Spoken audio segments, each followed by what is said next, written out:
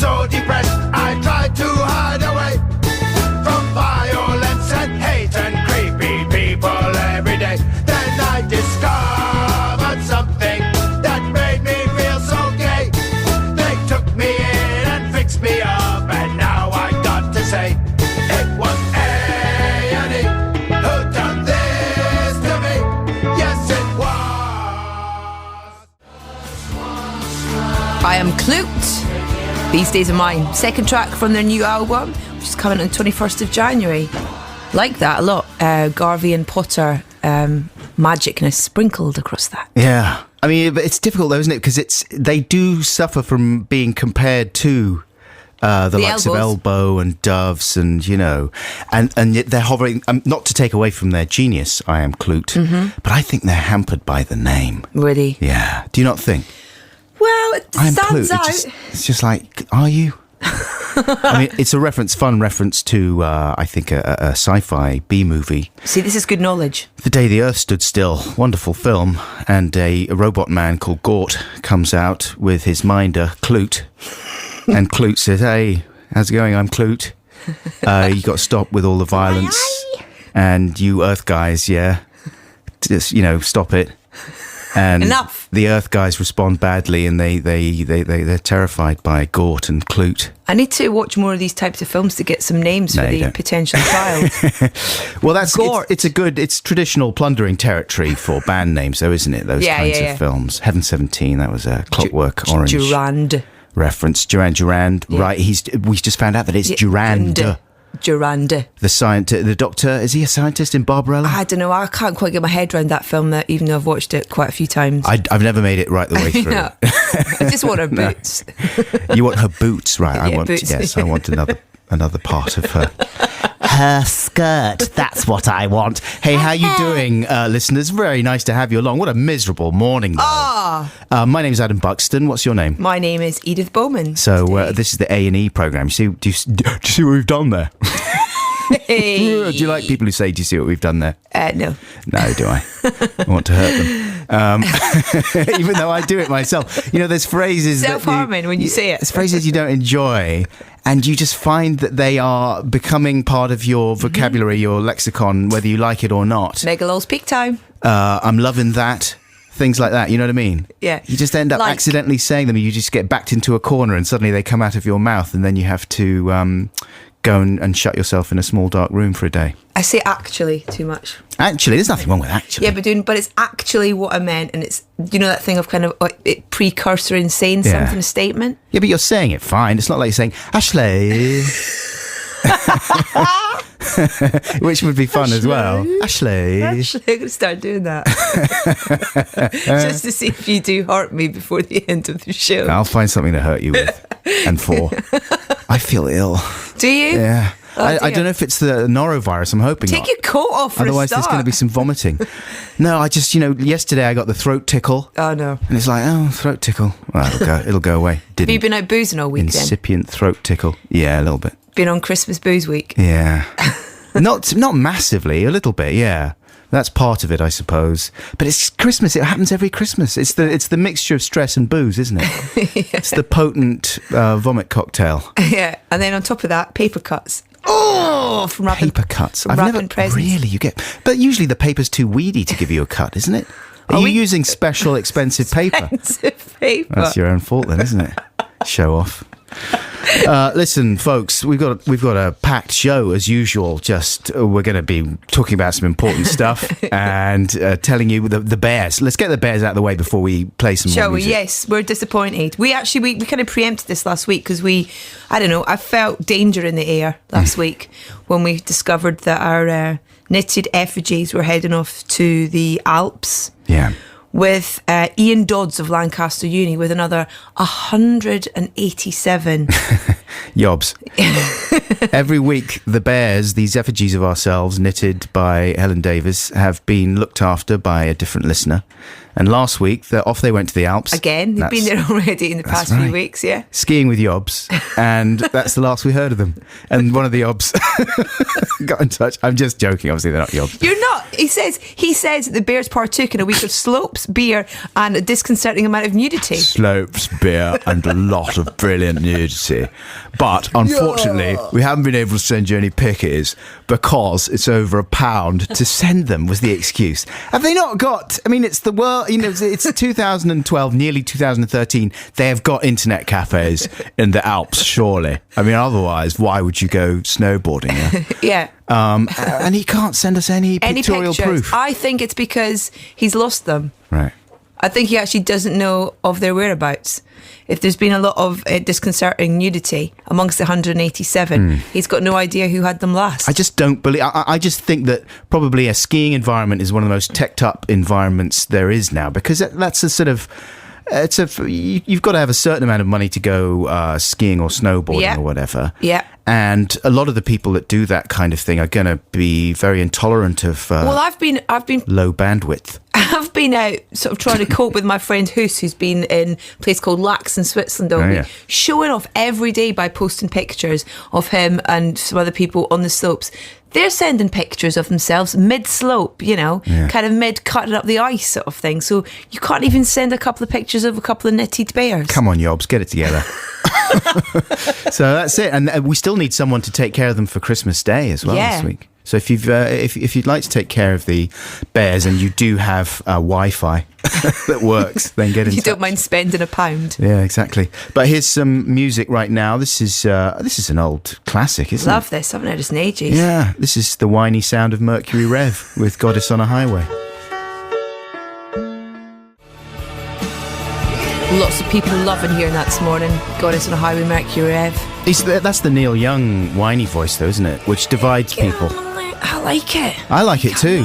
But we played Neil Young last week, I think it was. A track from Psychedelic Pill, which I really enjoyed, the new album with Crazy Horse that he's done. You picked that? Yeah, and I saw someone tweeting Neil Young, just like Pink Floyd, overrated. I thought, well, are they really? I mean, I don't think that he's overrated, Neil. Yeah, I think he's like just people bang on about him all the time. Yeah, he's just good. So listen, it's nice though that we're alive, I think. Don't Don't all you? this stuff. Yeah. Although did you think about leaving? Did I think about leaving the country? Earth? No, I didn't have the option. I do know a couple of people actually that got out of the country, and I think it was for that reason. Was any single part of you thinking, "Ooh dear"? No. We're talking obviously about the end of the world that was predicted by the Mayans. Do you know what? That's actually a lie, because I had to go and work yesterday for the day, and I was away for the whole day, and I was in the car in really bad traffic, and I just had a kind of flash thought that I was like, I should have said goodbye properly. Did you really? Just a really kind of sort of, I think I was about to fall asleep in the back of the car, and I was like, good effort. I should have hugged a little harder. Did you? Well done. That's nice. That makes me want to hug you. Really? Yeah, a little bit. Okay. But that's good. I think that's nice. It's nice to have a little tiny part of you that isn't absolutely sure about everything, because most people aren't 100% sure about everything. I mean, obviously, you have to go through life pretending that you're a rational human being and try and poo-poo these kinds of things, a little bit of poo-poo on the minds. Did you? Yeah, I think there was a tiny little shred of me that was thinking, oh, I hope we don't. I hope the world doesn't end. I wouldn't like it. And also, I especially hope, because it wasn't like the Earth was going to blow up, was it? It was just that there was going to be... No one kind of got into any specifics about it. It was just like... From what I could understand, it was going to be kind of biblical cataclysms, and parts of the Earth would just be flooded. And like that Jake Gyllenhaal film. Right. Like that. Which one was that? The World... 2012? No. Was he in that? No. I shouldn't have said that without knowing what it was called. A Day After Tomorrow. Oh, yes. Was he in that? Yeah. With Dennis Quaid? Oh, I don't know. Right. Anyway, so, yes, exactly, like that. I was hoping it wasn't going to happen, And then I was really pleased about it that it didn't happen. But on the other hand, I was using it as an excuse not to do any work. So really? I thought there was no point. Because I tweeted, like during the week, hey, please contribute to Memory Bank this week on the show. And then a couple of people tweeted back, nah, there's no point. So I thought, yeah, fair enough. Maybe I'll do less work too. Where did your friends go to? Did they genuinely think that? I don't know if they genuinely did, but there's one friend who I think he really did think about it, and I shouldn't say where he's gone, but he went off near where the Mayans are because he thought that would be more safe. I'm not sure if that's the reason, but I suspect it might have been part of his thinking. Our bears are probably the safest, to be honest. It's up the Alps. Yeah, exactly. With no internet. Well, I don't know. I should think the meteor would have hit the yobs first. If it had any sense. Yob-intended meteorite. The skiing yobs. I'm going to play you a Christmas tune, if that's all right. Please do. I kind of have that kind of slight fear sometimes when you hear bands do covers of traditional Christmas songs, but when I got sent the spiritualised version of Silent Night, I was like, oh, hello. And it's just absolutely gorgeous. Is it? So beautiful. I'll be the judge of that. Okay, you can be after you've heard it. Here we go.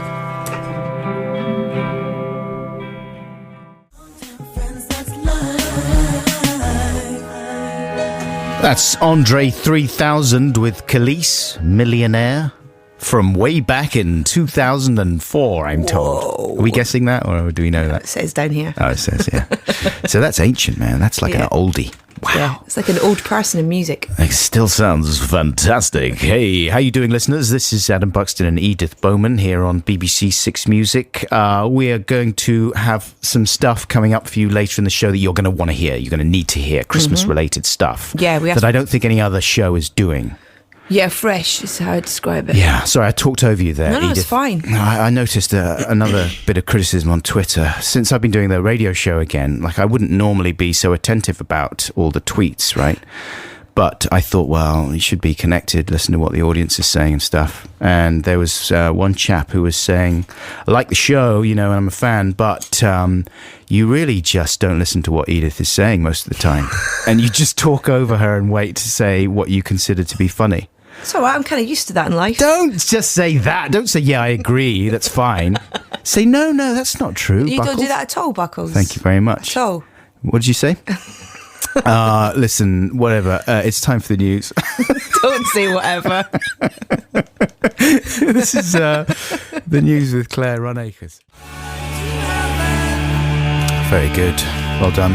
That's the Pixies with Monkey Gone to Heaven. This is Adam Buxton and Edith Bowman here on BBC Six Music. Very happy to be with you this Saturday morning. Exciting, the last one before Christmas, obviously. I don't know if you knew that. So this is going to be the busiest shopping day, I guess, of the year, right? Yeah. Are you going anywhere near shops today? Or are you done? No, I'm going to do my level best to avoid shops, get on my train, head back to sunny Norfolk.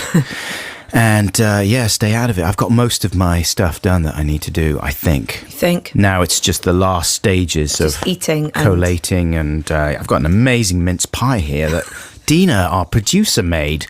Wow, did you actually make this with your hands, your producer hands? It's amazing. And the texture of the pastry is kind of a bit like a rock cake. I mean that in a good way. You have been in the toilet 3 times since you took a bite of it. That came out wrong. It's like, wow, it's like a kind of titanium sprinkled with sand. That's not what I meant, Dina. I'm joking. It's absolutely delicious. I mean, like a nice rock cake, right? That's a thing, Okay, a rock beep, cake. beep, beep, beep. That's Adam reversing. I can't do compliments. They all come out wrong. What did you think of Spiritualised, by the way, Silent Night? Yeah, it's all right. Oh, come on! You said you were going to cry. I was worried. I thought we were going to after the... Well, it's very traditional, wasn't it? Respectful, traditional version. Like Yeah. it sounded like a nice school choir with like the English teacher. All right, you didn't like on it. guitar. It was good. I did like it. Genuinely. I've got a couple of emails here that I wanted to read out, which made me kind of chuckle slightly this week. They came in during the week from our lovely listeners, Yeah. but it relates back to Song Wars results yes. last week. And to say that they're slightly disgruntled would be an understatement. Well, just to remind you, if you didn't listen, we did Song Wars and we did songs about hotels. And And Edith beat the living heck out of me by 73%. She won with her song Fish and Chips about her youth growing up in Scotland in a hotel. Would you agree that, the subject matter of hotels, a hotel, kind of left it open to your own interpretation of what that would be? Yeah, I thought your song was well within acceptable parameters. Okay. Let me read you this email. Guys, I cannot believe Edith won Song Wars last week. The brief was to write a song about hotels and she wrote a song about cuisine.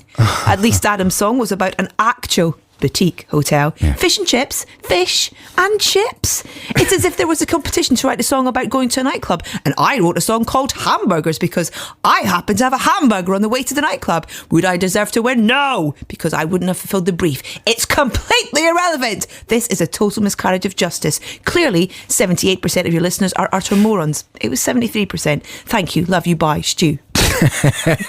Well, 2 questions for you, Stu. Did you vote? If you've got a strong opinion, then I hope you did. The other thing I would say is that, you're talking me around. I think you're right. Right, email number 2. Dear Edam, I've just listened to the start of this week's podcast, thanks for that, in which it's revealed that Edith won Song Wars with her Fish and Chips song, but I thought there was something strangely familiar about the chorus of her song, and then it hit me. She had lifted the melody of her Fish and Chips chorus from Dr. Buckles' It Was A&E Who Done This To Me jingle. Try singing it. It was A&Me who did this to me over the line Fish and Chips. Fish and Chips. Try it. It was A&E who done this to me. Fish and chips. Fish and chips. First, Edith enough. Steals the classic wartime Adam and Joe jingle. Now this. Outrageous! Jinglegate again. I put it to you and the listeners that Edith must be disqualified. Buckles wins. Love you. Bye. Grant Solo.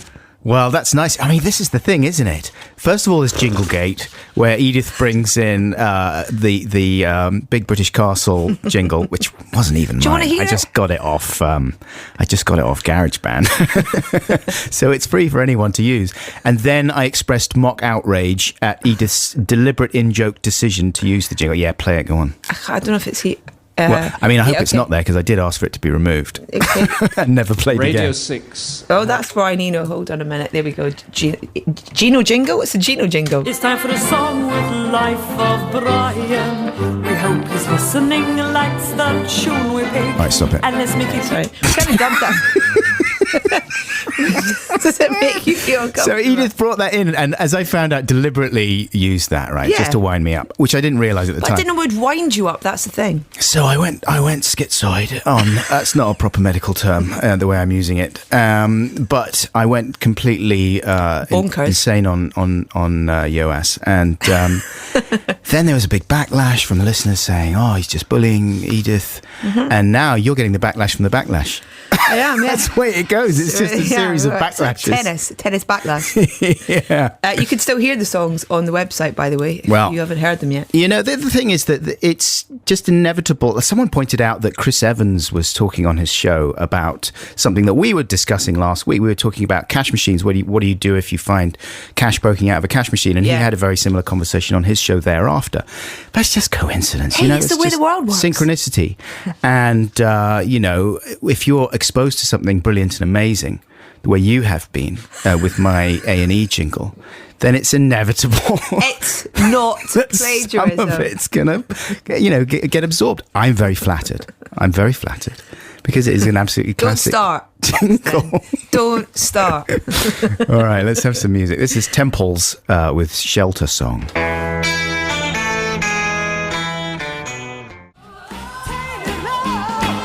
Tainted love, that's my favourite kind of love. It's Gloria Jones there. Fun fact, what was your fun fact about her? She was Mark Bolan's lady girlfriend and was in T-Rex for on. She's the mum of Roland Bolan. Roland Bolan, good name though, eh? Yeah. Roland Bolan. Yeah. What's he doing now, I wonder? Probably bowling. So Edith, I noticed that you have your glasses on. Do you always wear glasses? No, I've just got tired eyes today. Oh. And I need to see you properly. Yeah, of course you do. See what signs you're waving. Well, I can't see you properly. Really? Because I'm going blind. Not actually blind, I don't think, but my vision is deteriorating. Do you wear glasses at all? I've never worn glasses, but the rest of my family does. And I guess I'm going that way myself. So finally, like for the last couple of years, I've noticed that my long distance vision is getting blurrier and blurrier, to the extent that watching the final shows of The Killing season 3. How good. Which I enjoyed very much, but I had to ask my wife what was going on a lot of the time because I could barely read the subs. No. Yeah. And they're quite big on that show. They like, sometimes you get subs that are not easy to read, and they blend in with the action or whatever, or they're too small. This absolutely obscures the action. Yeah. But this one, yeah, they're pretty big, exactly. It's more or less the whole screen. It's just what they're saying there.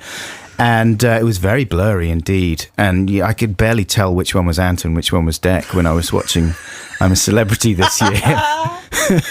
So, and I used to think it was because I spent too much time on the computer, right? Which is probably true anyway. But sorry, you were going to say? Get them. You need to get them checked. Go and just. I did. Oh, okay. This week I popped in, and just on an impulse, I was cycling past one of the high street eye specialists, and sort of popped in there. And immediately was very impressed by the level of service and efficiency that I received there. I won't tell you which outlet it was.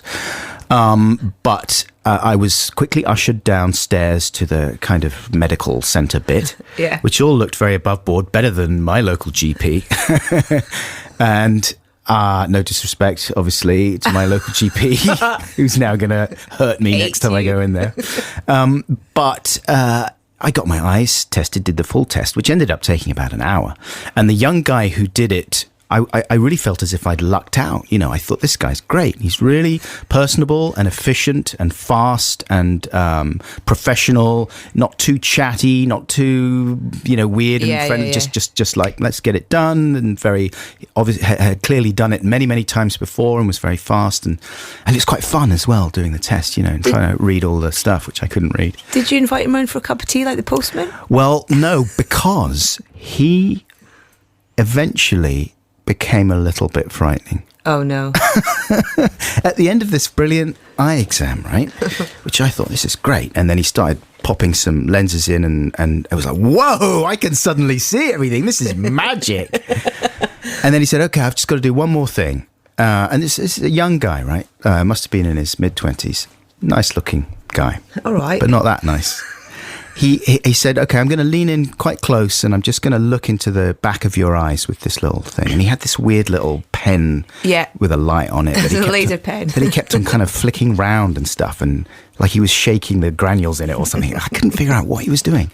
But he leaned in so close to my face while I was opening my eyes to inspect them that I could feel the heat from his face, and his eyelashes were brushing on my cheek. No. And not did you only get that, slightly aroused? well, no, I didn't, but I think maybe he did. But I think he was trying to clear his throat, right? Because he had this thing while he was speaking of doing like this every now and again while he was talking. But then when he was leant in right close, I guess he was trying to moderate it, but it sounded like moaning, love moaning. So he was leaned right in, touching me with his cheek and his eyelashes brushing against my cheek, going,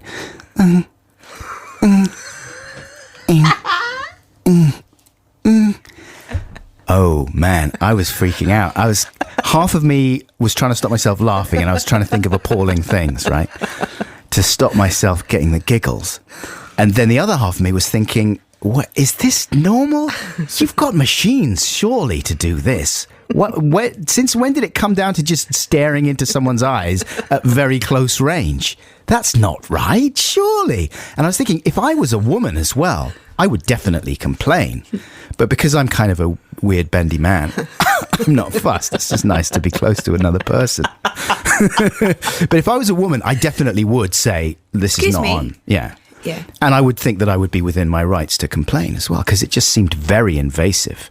And it went on for ages. It was literally like 10 minutes per eye. Wow. So it was a long Did he time. smell nice? Yeah, he smelled pretty nice. Will you go back? Well, I've got to go back to pick up the glasses. I've got to go back. Yeah. But then I said afterwards to the lady upstairs, I was just curious to know. I was like, where's that guy? Well, the guy who did my eyes, whereabouts is he from? Because I was thinking maybe he was Iranian or stuff like that. And I just wanted to know, like, can I spot where people are from? And she said, why? Was there a problem? Oh. I said, no, not at all. He was fine. I was just curious. It's what his number. So yeah, it was weird. Maybe if you're an eye professional, you can tell me, is that normal to do the little sexy end bit? Did he like sort of puff in your eyes? Well, like Yeah, I did the eye puffing with the little puff pen. Yeah. And I kept on closing my eyes, and he'd have to do it over and over again. See, I had laser surgery a while back. That is weird. Well, I was thinking about getting that done.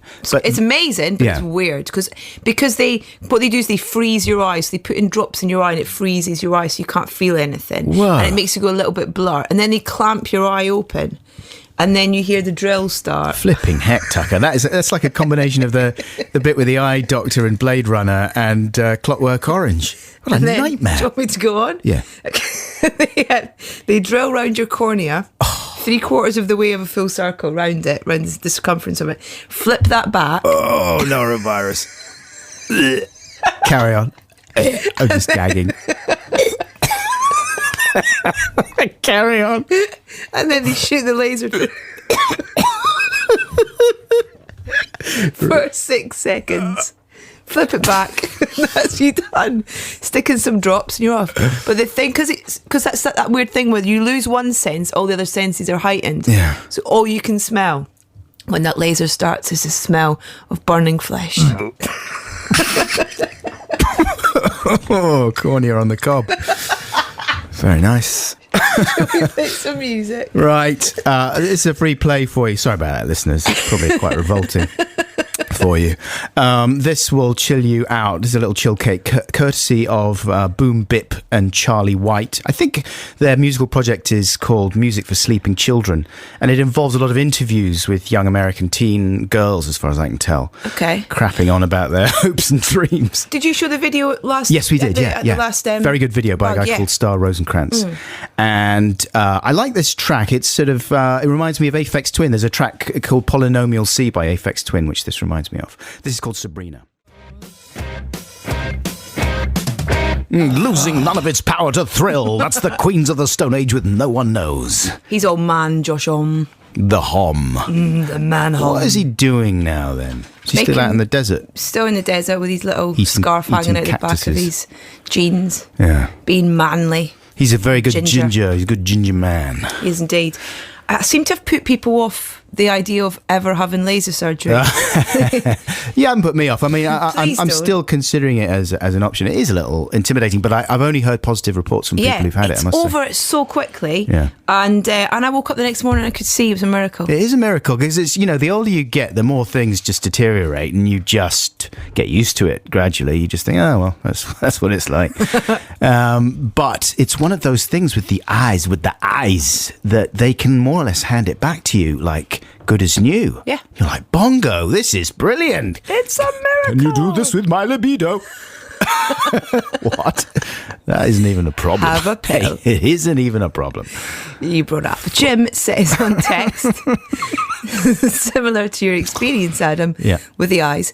When I first had an eye test, I found the closeness to my optician made me react automatically. Easy, mate. And I puckered my lips in readiness for kissing. Pavlov's pucker. I'm not sure, but I think he noticed. Yeah.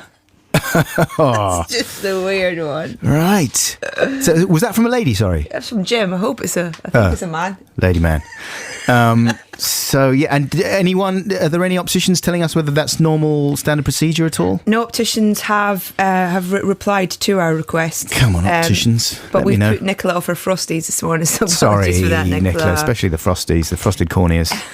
Jamie in Stirling wants to know, is the vocalist on that song you picked, Sabrina by Boom Bits, the same person that does the vocals on Orbital's Little Fluffy Cloud? I don't think it is. I did Google to try and find out who the lady was that did the interview, but I as far as I'm aware, with the Music for Sleeping Children project, they're new interviews that they've done and married to these tracks, but I might be wrong. Okay, so just ease off, okay? Listen, before we get into any more trouble, let's play the jingle, Edith. Okay. Oh, sorry, I sprung that on you, didn't I? Totally. Didn't warn you. What did you want, I was sorry? expecting the a super jingle. fast thing. Let's play the jingle, Edith. Time for some stories you deposited in the memory bank. The memory bank, the memory bank. We're the nice bank. Would you like to bank with us? All of them are truthful.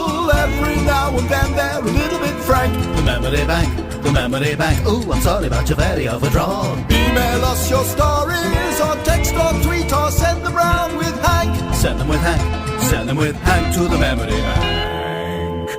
There you go. It's one of our 2 features on the show. We'll be having some made-up jokes later on in the programme. But right now, on Memory Bank, we are talking about Christmas routines. I think we are the only people in probably the world to be doing this on a radio programme. Talking about Christmas. Breaking new ground yet again here on BBC Six Music. Talking about Christmas, and in particular, we're interested in what your routines are like. So let's start with you, Edith. What kind of, do you have traditions, or do you make it up as you go along? Well, up until about 5 years ago, Christmas for me involved waitressing still. Mum and Dad, the hotel that featured in the winning song Fish and Chips. Yeah. I used to still go back and waitress, and then they sold up about 6 years ago, and so we had our first like proper traditional Christmas like 6 years ago. But it's that weird thing where you have a partner and you have 2 sets of parents that you want to try and keep happy. Yeah. So you do that thing of it goes round each year, someone different. Right. And then so you go to theirs, they come to yours, you go to the other parents, you go to. So I'm going up to Scotland to my parents this year. Ah. So that involves a 5.5-hour train journey after the show today. Oh, mate. With a small child. With a small child, the iPad has been booted up and loaded within an inch of its memory. Yeah. My wife broke the screen on my iPad this week. She cracked it. So it's not, she cracked it. And then I said, like, Did you crack? I came in and I just went, I was on passive aggressive 10, I think, out of 10. I said, oh, how did this happen? Oh, look, the screen's cracked. How did that happen? And she said, oh, yeah, sorry, but I broke it. I was like, how? And she said, I don't know, I just dropped it. But she wasn't nearly as contrite as I was hoping for, you know what I mean? I was hoping for some massive contrition, and none was forthcoming. Nothing. Nah. She said, well, it's broke. She said, it's fine though, you can still use it. It's like, yeah, but it's broken. She said, it's not broken, it's fine, you can use it. It's technically broken. She's like, well, what's the problem? You can use it. So it's like, yeah, I mean, technically you're right, but it is broken. I mean, let's just break everything. You can still use it. Oh, look, the car's all smashed up. I'll just break the windscreen. It's fine, you can still see out of it. Let's do that. So that was my mature response. Did you go to the shed and just scream for 10 minutes? To the tiny crack in my iPad. That's how pathetic I am. And I said, all right, well, that's fine. I'll get it repaired then. I'll do that. I'll get it repaired. I'll get my iPad repaired that you broke, even though she gave it to me in the first place. So then she said, no, it's all right. I'll sort it out. I'll go to the Apple Store. No, I'll go to the Apple Store. It's fine. But at the Apple Store, it costs like about 100. It's half the value of the actual iPad is what they charge to repair it. Oh, that's no good. You can get it done cheaper elsewhere, but then it's not under guarantee. Listen, let's just abandon that, shall we? And get back on I'd rather message. you got this out, because we've still got another 2 hours of the show to go, and I don't want to be the brunt of this. Okay.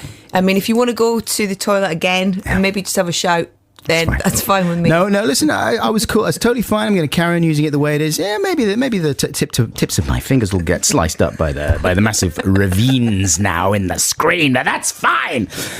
So Christmas Day routines. When you talked about waitressing, did you actually go and waitress like in the restaurant? Yeah. In the hotel? Yeah, not like in the car park. Right. Yeah. Were people sort of excited? Look, celebrity waitress. Well, it was I knew a lot of the people, because it's quite a big function suite. So there's like 300 people for Christmas lunch. And were they looking at you slightly like, oh, sorry, things haven't worked out? Yeah, especially when I go, would you like stuffing with your dinner? Yeah. And things like that. Cranberry sauce or horseradish.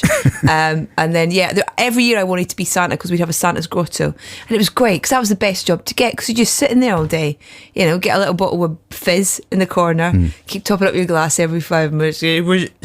How old are you? No disrespect, but drunk lady Santa is not really my idea of the classic Christmas experience. Mine. Small drunk lady Santa. Wow, that's what it's all about. What do you want for Christmas? You want a glass of champagne? Have you been a good little baby? What's wrong with Santa, Daddy? Why is his voice so high? So that sounds nice, though. And you're doing the complicated family rotation thing, and It's not that complicated. It's just it involves. Well, you can't take everything with you, because then if you take all the presents with you, then you've got to bring them back, and then what the small child then receives at the other end, which would involve an articulated lorry, probably. Sure. Because grandparents do that thing of spoiling children quite a lot. So yeah, it's like breaking up the presents, going, let's just take 2. And then the small child goes, 2? 2 And is Rudy quite good about doing a nice response for a present that he really doesn't want or like? He's not. He'll just do that thing of move on to the next one straight away. Yeah, chuck it in the bin. Like Tasmanian devil, like when my son was a lot younger, I remember it was one of the first Christmases that he really remembered. I guess it was about 4 or 5 he was, and his one of his grandparents gave him a book or something, and he unwrapped it and he just started crying. No, because it was like a book. Oh no, a book. The worst thing you could have ever. You're the most boring present ever. Oh, I hope not. See, you've got that year from when the last time to now, and you just don't know what the reaction's going to be. Yeah. Fingers crossed. We're going to be finding out about your routines and indeed the routines of the Dr. Buckles family later on in the programme. We're going to be keeping you updated throughout the show. I have some exciting original music to play you quite soon, Edith, courtesy of Bob Dylan. Wow. Oh, yes. Unveiling some very exciting Christmassy sounds there. We'll do it after Ben folds 5. But if you want to get your emails and stuff and your stories in for Memory Bank today, you can drop us an email, adamandedith@bbc.co.uk. Text us 64046, or you can drop us a tweet at BBC6 Music. Do you need to do the T's and C's? I'm gonna. When you text or tweet, please make sure it's safe to do so. Please do not tweet while driving, flying a plane, performing major surgery, speaking to other people, sitting in a cinema, or making sweet, sweet love. Please keep all communication concise, amazing, and non-abusive. Excessively long and rambly messages will not be read. Charges for stray apostrophes will appear on your bill. Messages may be edited, then read out badly or in stupid voices. We cannot accept responsibility for distress caused by failure to read out messages. Your texts will be charged at your standard message rate. Thank you.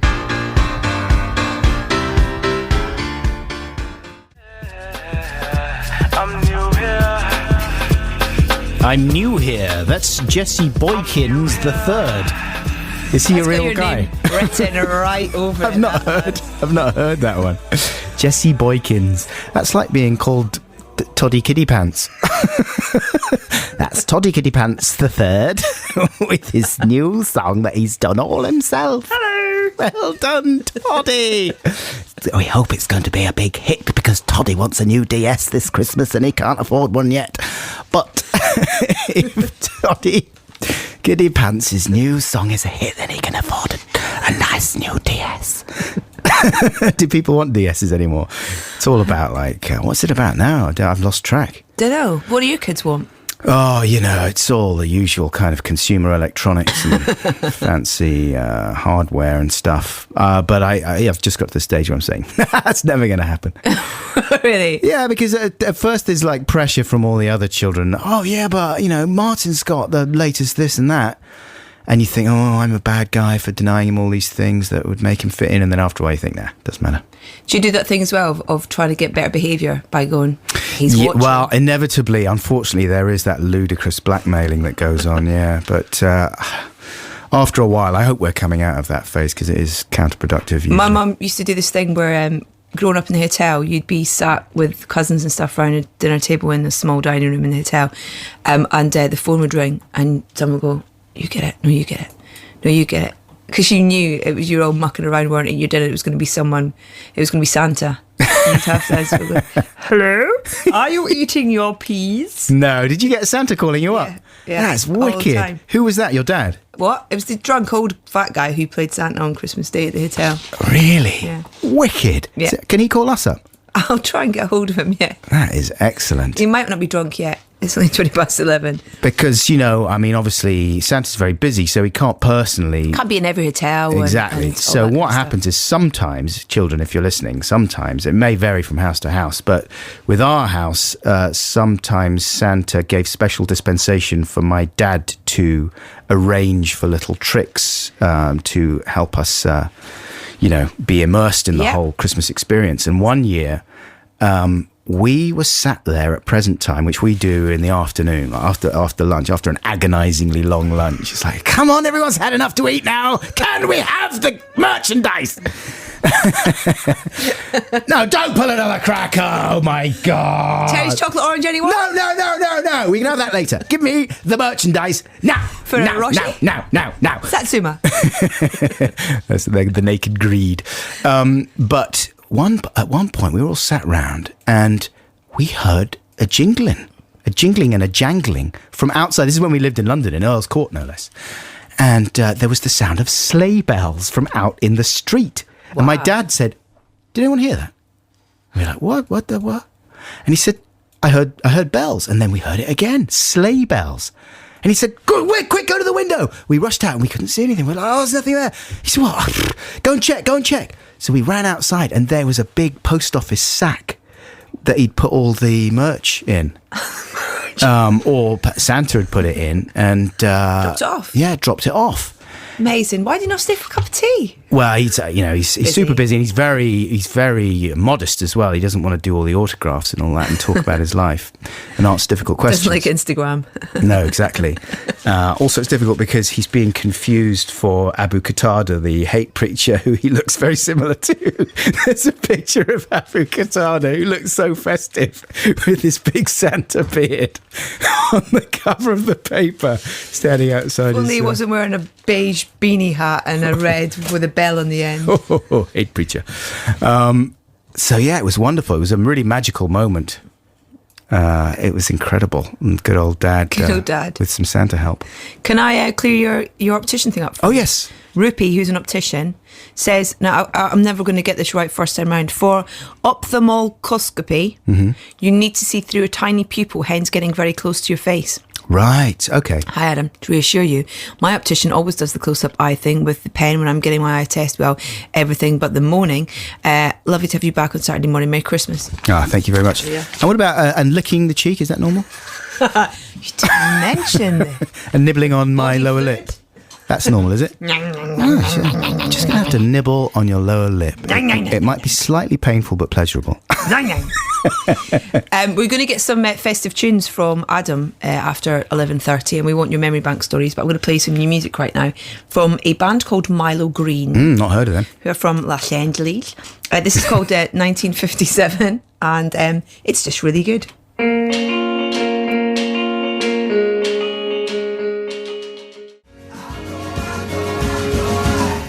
Very nice. Nice, isn't it? What was that? Milo Green, 1957. Milo Green is the name of the band. Yeah.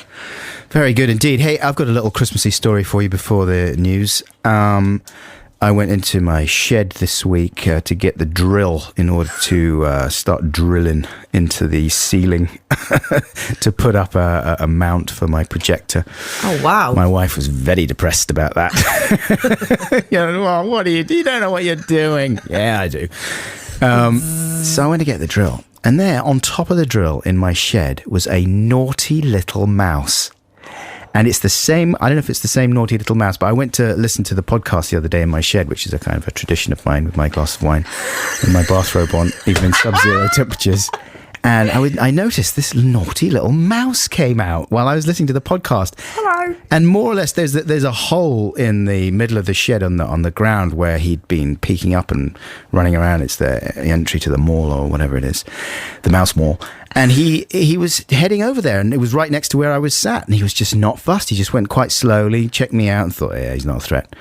And then went into this hole, the naughty little mouse hole. And then this time there he was sat on my drill. I thought, what are you doing? What are you doing, you idiot? Other people would destroy you with cats and traps and stuff. Get off my drill. And so, yeah, he sort of lolloped off it a little bit. But then I thought, well, this is not acceptable. I've got to remove you from the premises. Oh, what? So I popped him in a old Kaplunk box, which he was totally thick, and he just went, oh, okay. Just stepped into the Kaplunk box, easily caught, not a problem. With him? So I put him in a glass bowl. And then, because he was jumpy, he was a very strong little guy, thick but strong. And he could have easily jumped out. He was jumping all over. In fact, he did jump out at one stage, but then I very easily caught him and popped him back again. So I covered the bowl just to check him out and have a little stare off with him. And at first he was just staring at me, like staying really still, thinking, this is not good. And then after a while, I felt like it was unfair to intimidate him, so I put a cupcake in and a little saucer of water, because I thought, well, he deserves a break. He's probably... Where's the cheese? No, I don't like cheese, so there's no cheese in the house. So I gave him a cupcake, which he liked. He ate the whole cupcake in front of me, like this tiny mouse. The cupcake was twice the size of him, and somehow he managed to get it inside his little mouse body. And You've got Stuart Little in your shed. yeah, he was very sweet, actually, I must say. Where is he now then? I let him go. But, I just thought it's Christmas. I'm not going to do anything creepy to him. Give him a cupcake and send him on his way. Fair, putting him in a bowl with a lid on and giving him a cupcake's pretty weird anyway, but... Well, it's probably a little scary for him, but I thought, well, this is, you've got to understand. It's not really on to be in the... I suppose it is on to be in the shed, really. If they, there's other sheds, all right. We've got several sheds, so he's okay. Hey, how you doing, listeners? This is Adam and Edith here on BBC Six Music. It's gone 11:30. It's time for the news with Claire Runacre. Sly and the Family Stone sing a simple song. It's just after 11:30 on Saturday morning. A&E with you, Adam and Edith, on BBC Six Music. How you doing, listeners? Yeah. All right. Okay. Well, okay. Flipping heck, Tucker. I've had too much eggnog already. Do you like eggnog? No, I've never had it. It's rubbish. Is it rubbish? It's just like a really wet. Can't be cocktail, rubbish. Kind of really yucky, sweet. I've just never cocktail. got round to it. The last thing I got round to and discovered late in the day was ginger wine. Oh, never had that. Oh, that is good. That is brilliant. You homebrew it? No, I'm not insane. But it's good. The stuff you get off the shelf is, I'm going to have loads of Can I drink ginger that being wine a snobs. pregnant lady? Well, yeah. Yeah? Just not more than half a bottle. Okay. Yeah, a little thimbleful with, I like it with a lot of ice, it's nice. Ginger wine and ice. Okay, great. I'll try that on the train this afternoon. So, it being Christmas and me being very keen on recycling in its various forms, I thought that I would reacquaint you with Bob Dylan and his Christmas album and my ruminations thereon, which I think I've done 3 years in a row. You're not a creature of habit at all, are you? I've been on the radio. I'm like a dog with a manky old bone. I really don't like to let go of things. So to remind you, though, Bob Dylan's album Christmas in the Heart came out in 2009. It was an album of traditional Christmas songs that had been bobified. All royalties from the album went to charity, so it was a laudable exercise in musical giving. But, boy, it really made it clear that his voice was... his voice has always been a strange commodity anyway and gone through many changes. Mm-hmm. But latter-day Bob is a strange sound.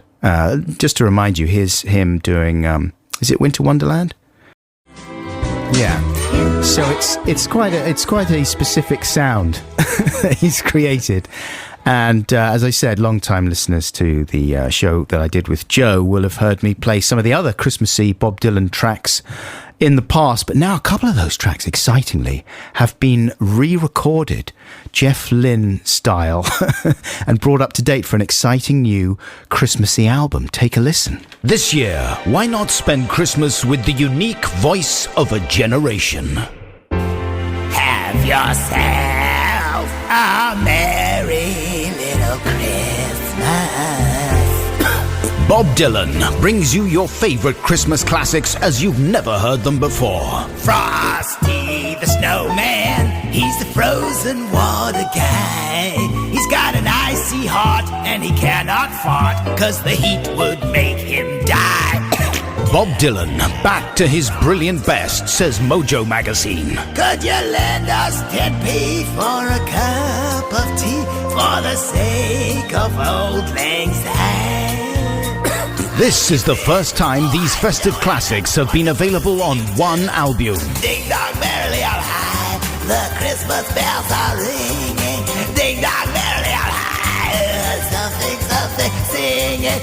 Let Bob Dylan into your house this season, because Christmas without baubles just isn't Christmas. Joanna's got a shell suit. Oh, that's my favourite, the Bob Dylan Creole. Yeah. Ding Dong Merrily on High. That's amazing. The steel band versions, yeah, which regular listeners might have heard in previous years. Problems of flatulence as well. Well, it's got to that certain age. Excitingly, the song DVD box set from that Christmas album about Bobble's long and sincere love of like episodic TV drama has been re-recorded and brought up to date with a partly entirely new set of lyrics to cash in on the 2012 Christmas market, even though it's obviously not being released because it's not a real song by Bob Dylan. But despite that, here it is. All right, what have you got for your Uncle Bob this year? Oh, yes, my favorite! Box set, DVD box set. Box set, DVD box set. Thank you very much for the DVD box set. Box set. Mad Men, The Sopranos, Downton Abbey, and Lost. So much entertainment, I don't care about the cost.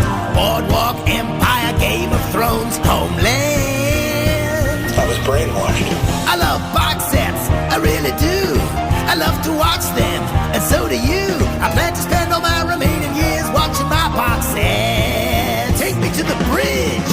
Breaking Bad is challenging the normal story arc. Mr. White is on a journey from the light into the dark. Alright, box set, DVD box set. Oh yeah, box set, DVD box set. Thank you very much for the DVD box set. For Bridels. I love 24, I watch a season in a day. It only makes sense if you watch it that way. Power every hour, my eyes are getting sore. Come on, Jack, torture terrorists more. What you mean you haven't seen The Wire yet? That show's about as brilliant as the television get. You have to watch a few before you start getting into it. Box set. My favorite one is Omar, but I love Stringer Bell. Did you know that he is English and McNulty is as well? No one watched it on TV, but they all got the box set.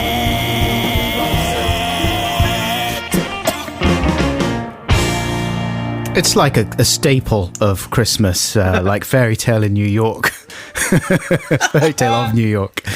A bit of Dylan there for you, and maybe if there's time we'll squeeze one more re-versioned Dylan Christmas track in before the end of the show. But we've got some memory bank stuff to read out for you before midday, and thereafter we have made up jokes, of course, coming in. We got some good ones. They're getting better and better, I think. Unbelievable amount of people, and just some of the your Christmas stories as well have been very right. And we've got to find out what the Buckles family are up to. Sure. For Christmas. We'll do that after everything.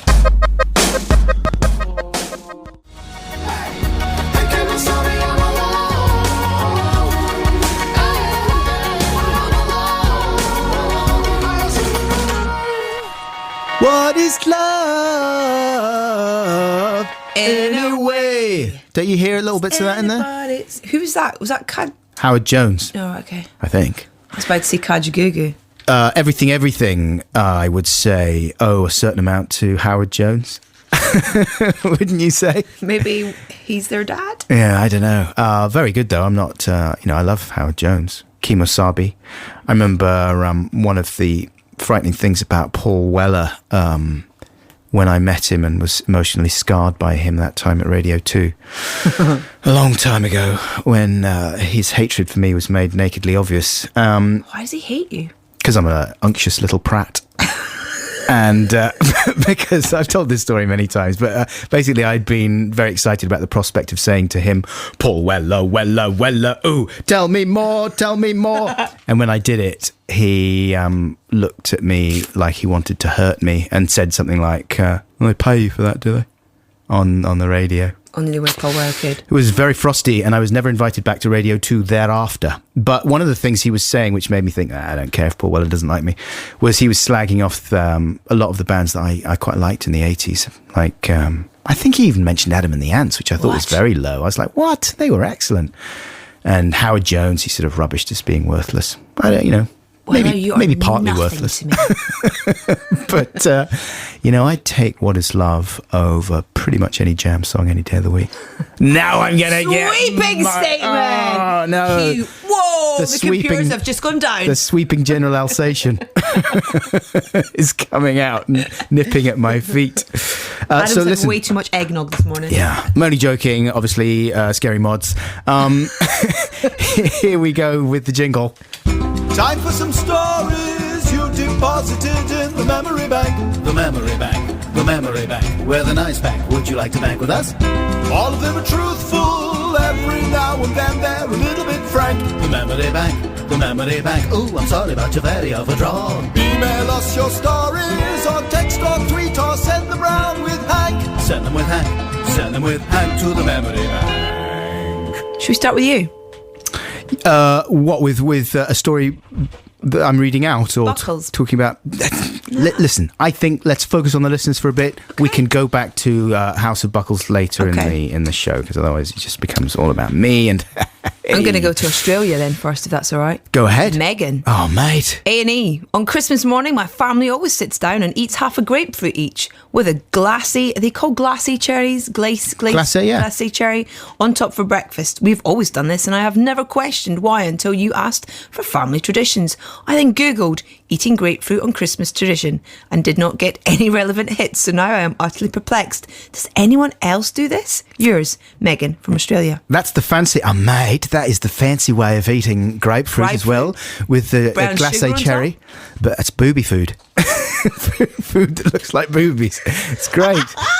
It's my favourite kind of food, mate. And that is a very fancy and snooty way of spending Christmas. I love it. To be fair, you can have a lot better breakfast than a grapefruit as well. What? Pancakes and bacon, come on. Yeah, but maple syrup. It's healthy and sexy. The Looks like a boob. Sure. And that's Megan, is it? She might pronounce it Megan. If she's from... If she's Irish? No, like in Australia, don't they sometimes say Megan? Megan? I'm unbalanced. Sorry. Here is... this is actually not sent in by a listener, but I saw it on the internet when I was looking at other people's Christmas routines. And this is from someone who calls herself Ms. Future Pop Star. That's a good handle. Good luck. Good luck with that. And she just has a list, like a numbered, itemized list of what she does on Christmas Day. 1, wake up. 2, shower. 3, say Merry Christmas to parents. 4, open presents. 5, open stockings, brackets, kind of like presents. 6, eat. 7, use gifts. 8, go to bed. She's a happy individual, isn't she? She's saving it all up for when she's a pop star. Proper Christmas spirit from her there. Loving that. Can I go and spend Christmas with her instead? Sure. This is from Claudia. Hi, Adam and Edith. I never wrap any presents before Christmas Eve unless for people I'll be seeing before Christmas. I love wrapping so much. Do you? It makes me feel so Christmassy. Who's this from? This is from Claudia. I always save it all up for Christmas Eve and even wrap other people's presents to each other. I don't remember the last time my dad wrapped the present he gave my mum. I get up, put cosy clothes on, take all my presents and wrapping paraphernalia downstairs and spend the whole day wrapping. Drinking mulled wine, watching Christmas films, The Muppets Christmas Carol, the best, It's a Wonderful Life, and Love Actually in that order. It's the best day of the year! Love Actually as well. I mean, you've got to be well tooty to enjoy that one, surely. Oh, come on, I love a bit of Love Actually. You're welcome to it. Oh, come on, that bit with Emma Thompson and the Joni Mitchell truck. No, none. Oh my goodness. Well, I can understand. Is that a lady thing then? Absolutely loving wrapping. Sorry to be sexist and reductive, but no, Dina is shaking her head. She does not enjoy doing the wrapping. I think my wife I like the Christmassy-ness of the routine, and I enjoy that my wife is happy and she does the same sort of thing. Nice little glass of something or other, and we have the TV on or whatever, and it's fun and exciting. But it is a tedious process, and also it makes me very sad as a kind of uptight middle-aged man because of the waste. I just can't get my head around the horrible waste of the wrapping. You know what I mean? Mm-hmm. And going out and buying the paper, and then the amount of paper that my wife uses on the gifts. She will stretch out more or less half the roll for a tiny little box. And I'm thinking like, I could do that with half the paper, maybe a quarter of the paper, if you'd like to see me do it. Sometimes I wrap a present and there'll be a little section still visible of the box underneath because I've underestimated. Yeah. And she's like, what are you? No, you can't have any part of the present peeking out. She'll go about 3 times round the entire present with the paper, and then out comes the sellotape. No, that's not quite enough. We haven't wrapped every single section of the paper joins.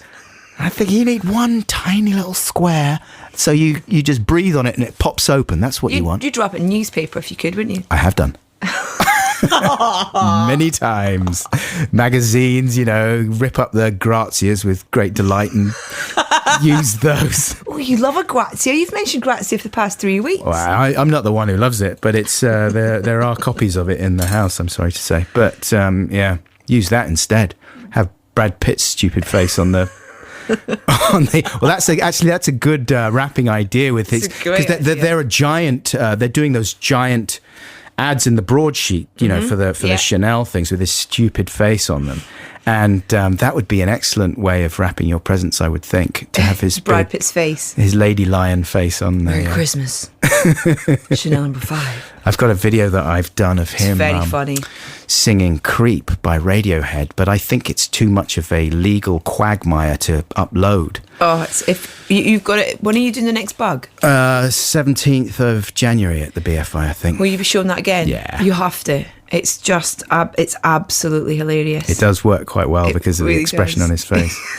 Look, here's another message before we play some Grimes for you, ladies and gentlemen. And this one comes from... It's a good name. It's a long name, isn't it? Yeah. I think it's Somalian. Mike at the House of Hartley from Bury in Lancs says, my wife and I like a couple of glasses of Bucks Fizz, or basically a large glass of champagne with a tiny dash of orange juice in it before breakfast on Christmas morning, as our children, aged 6 and 2, get up at around 5:30 a.m. Oh. This means we're inevitably having a very Merry Christmas by 7 a.m.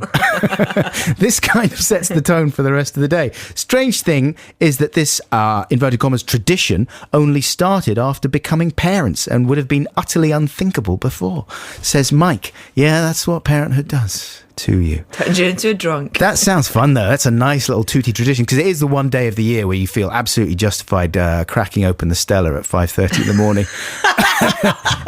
Merry Christmas, kids! Oh, I'm doing the voice again. We've run out of milk. It's 5 years of Stella on the cornflakes. That's really tasty. So we mentioned Grimes. Here she is in session, having been voted 8th. Is this by 6 Music listeners? No, staff. Oh, by staff. Yeah. Right. This is the staff poll of the albums Number of the 8. year. Right. Number 8 in the top 15 albums of the year. And this is her doing Genesis.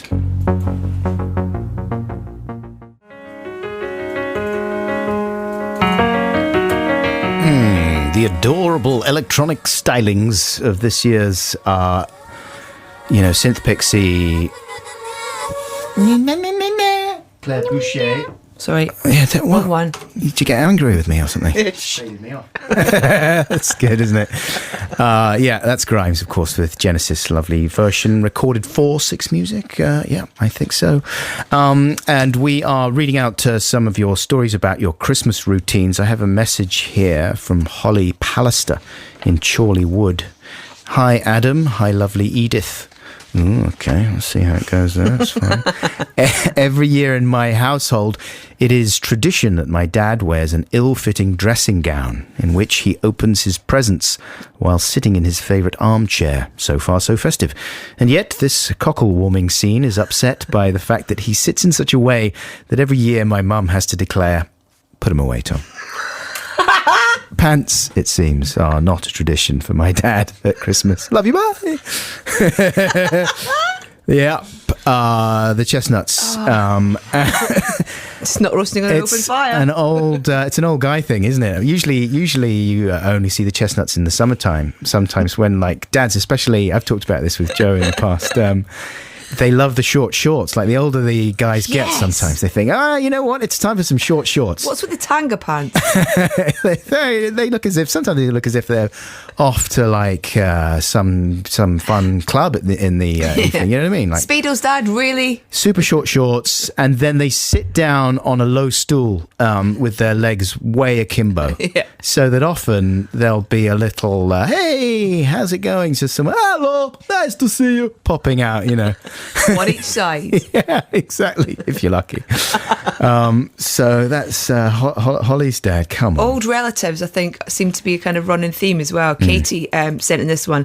For as long as I've been alive, we have gone to a crib service at Auntie's church. It's not called Auntie's church, obviously. It's just the church my great aunt went to. I actually don't know its real name. Come to think of it, such fun. When we'd go back to Auntie's for food and drink, as it got late, Auntie would encourage me and my brother to shout various things as loud as we could out of the back door. Favourites were mushy peas and mucky knickers. She's 90 next What was year. that last one? Mucky knickers. Mucky? Knickers. Knickers, right. Sorry. I suddenly thought that you'd lost your mind. I was like, what the hell? Okay. She's 90 next year and still tells us to do it, and you have to do what your elderly relatives say, right? Try it. It's very liberating. Yeah. Sorry about that. I injected an atmosphere of strangeness because of my... Don't say it anymore. You're blowing my mind. James says, I mean, there's hardly any point in me talking now, is there really? Here's a trail about the John Peel lecture. This is Billy Bragg talking at that. And then afterwards, appropriately for John Peel, I'll be playing a Christmas choice of mine by The Fall. And it's a remix of a track they did called Christmas with Simon, or Xmas with Simon, from 1990. But the version I'm going to play you came out in 1997. Fun fall fact. And then films again. The snow makes my ears treble side. They go ho ho. Oh yeah, that's Marky Smith there. Of course, with The Fall, that is Christmas Tide remix of Xmas with Simon. Excuse me. I've got the tickly throat. Feeling worse? Keep it under control.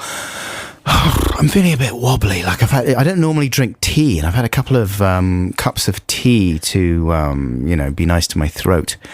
And I think I'm slightly jazzed on I think you are. tea caffeine. Yeah. You know what I mean? Like I'm jangly. My head's not right. So things might go wrong. Also, I'm counting the minutes until I can have my next dose of cold medicine. You know what I mean? Like you have to wait 4 hours usually, isn't it? When's that due? Pretty soon. Okay, good. I'm jonesing. I might have to bust open the capsules and just snort them. It's a whole different Christmas going cold turkey. So listen, made up jokes time. Let's have the jingle. I'm a funny person, I often make up jokes. My jokes are more amusing than those of other folks. When you hear my joke, I think you'll find that you agree. Come on, you're all invited to a made-up joke party. Now, this week, I made up a joke. It happens every now and again. Did you? Yeah, I mean, I had my amazing palindrome joke a few weeks back. Where does... Say amazing. Well, where does Michael Palin go to drive his race car? The palindrome. Race car is a palindrome. And here's my latest one. How did Ivan Denisovich check what the Soviet labor camp was going to be like before he got there? He used Gulag maps. Gulag, like Google Maps, Gulag maps. Ivan Denisovich went to a gulag in the book by Solzhenitsyn, A Day in the Life of Ivan Denisovich. He was in a gulag. Gulag maps. Gulag maps. Yeah. Gee. All right, what have you got there? Wendy Miller? Yes, in this one. The guy from Trumpton. Was he from Trumpton or Chigley? Now what are you doing? That's Ivor the Engine. He's just skidding around the children's universe. Oh, okay. Anyway, this is from Wendy Miller, whatever kid show he was in. Why does Frosty the Snowman have no children? Oh, this is not an original joke! If it's anything to do with snowballs, that is not an original composition. All right. Is Oracle it? joke man. Edith, part of the responsibility of a made-up joke engineer or someone who works at the made-up joke factory is to do a bit of research to assess the originality or lack thereof. Don't bully me. This is not bullying. I'm upbraiding you. And if you feel you're being bullied, then you need to make a formal complaint to the head of the joke department of the Chuckle Factory. Okay. And I apologise if I'm being curt with you, but you've done this before and this is your last chuckle warning. Okay. Okay? Okay, I've got one here. Yeah. Theo in York. Right. What's the wordiest Olympic sport? I don't know what it is. The discus. Discuss. Discuss. The discuss. Discuss. The discuss. Did you Google it? Discuss. Nope. All right, we're going to let that one through. Yes. Yes! Very good. Who was that from? That was from Theo in York. Discuss. It's so lame. It has to be real. Very good, Theo. Here is one from David Brissenden. Dear Dr. Buckles and Nurse Edith, last night I woke up at 2 a.m. Being a qualified architect, my joke powers kicked in and I came up with this beauty. What do you call a half Scottish, half French tree with a dark sense of humour? I don't know. Macabre. Come on! I love that! That is good. Yeah, he says, I'm very proud of this. Please read it out because Johnny Cakes, the cake man, whose joke we read out previously, is a friend of mine. And he got read out last week and his was rubbish. His was the Santander joke. Yeah, I remember. You get a Santander. Yeah. Love you, bye, says David Brissenden. Nice job, man. Have you got another one there, Edith, or would you like to hear another extraordinary one? You go with extraordinary. All right, then. Here is... actually, I don't know. Extraordinary might be overstating it. This is from Chris Calverley. How do you drive your car into a pyramid? Don't know. Just Tutankhamun. Just Tutankhamun. Just Tutankhamun. It's so rubbish because there's no real way that Tutankhamun sounds like toot and come in.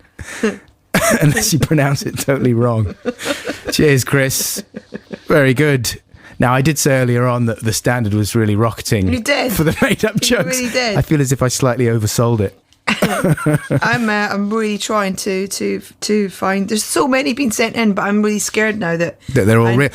You know, the way generally that you can tell is just the length of the setup. If it's a pithy setup, that's a bad sign. Because in the made-up joke factory, you want things to be absolutely tortured and rubbish and long. And then you know that it's real. Okay, this is one of those then. Go on then. What did the samurai say to the lampshade? You see, this is that's pithy. Go on then, what? Would you like a dumpling lampshade? Just kidding, lampshades can't have dumplings. Who's that from? That is from Streaksy. Streaksy, he's a liability. Streaksy was the one that sent me that insane email about, what's it called? Boutique Hotel being sucking and saying, really? Yeah. Ooh, so you're gonna you've encouraged Streaksy and you've read out a strange joke. Whereas you want to poo-poo him. And his comedic talent. Yeah, definitely he's getting a bit of poo-poo for that one. No, thanks, Streaksy. And thanks for all your made-up jokes. But right now, here's the mighty PJ Harvey.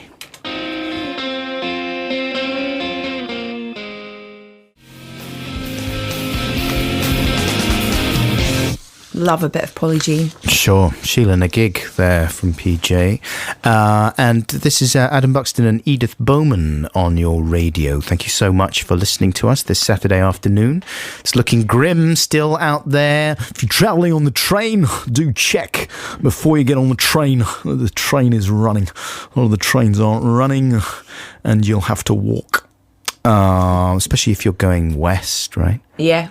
See, it seems that Wales and down to the west coast and not looking that great. I know. East coast, I've got a 5.5 hour train journey. Fingers crossed that's all going to be fine.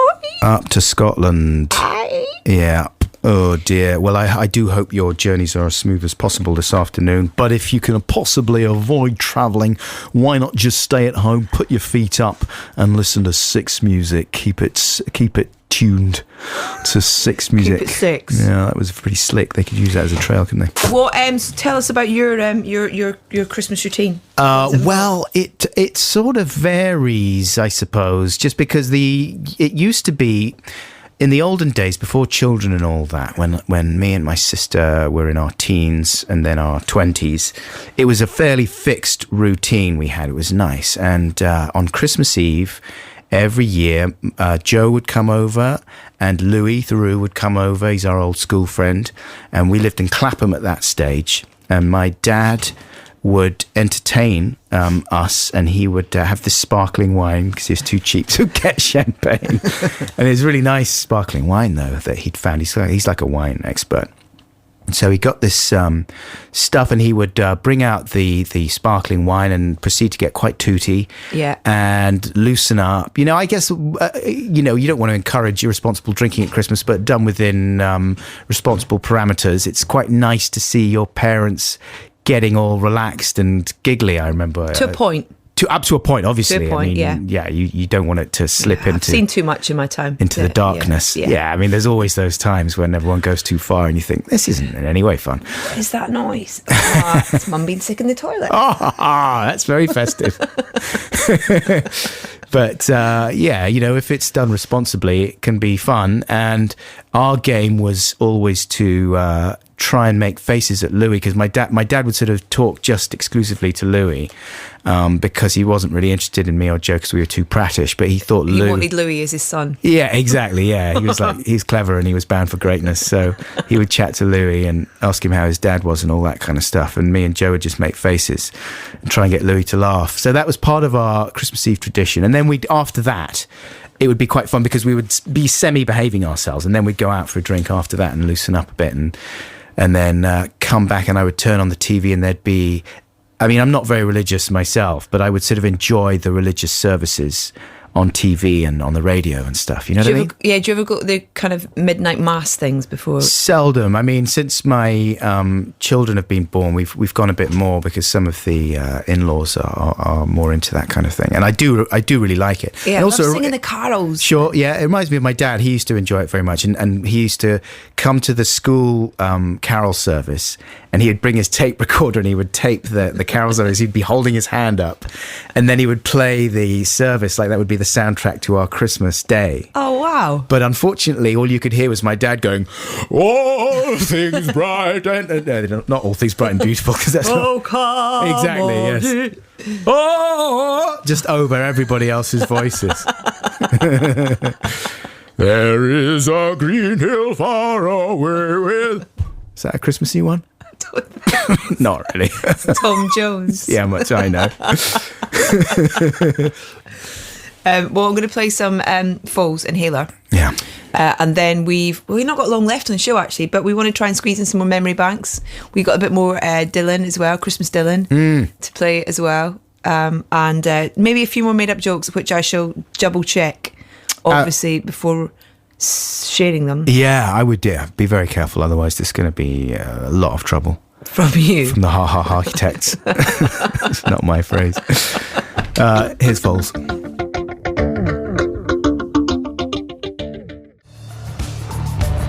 New album's coming out 11th of February. It's called Holy Fire from Falls. That is Inhaler.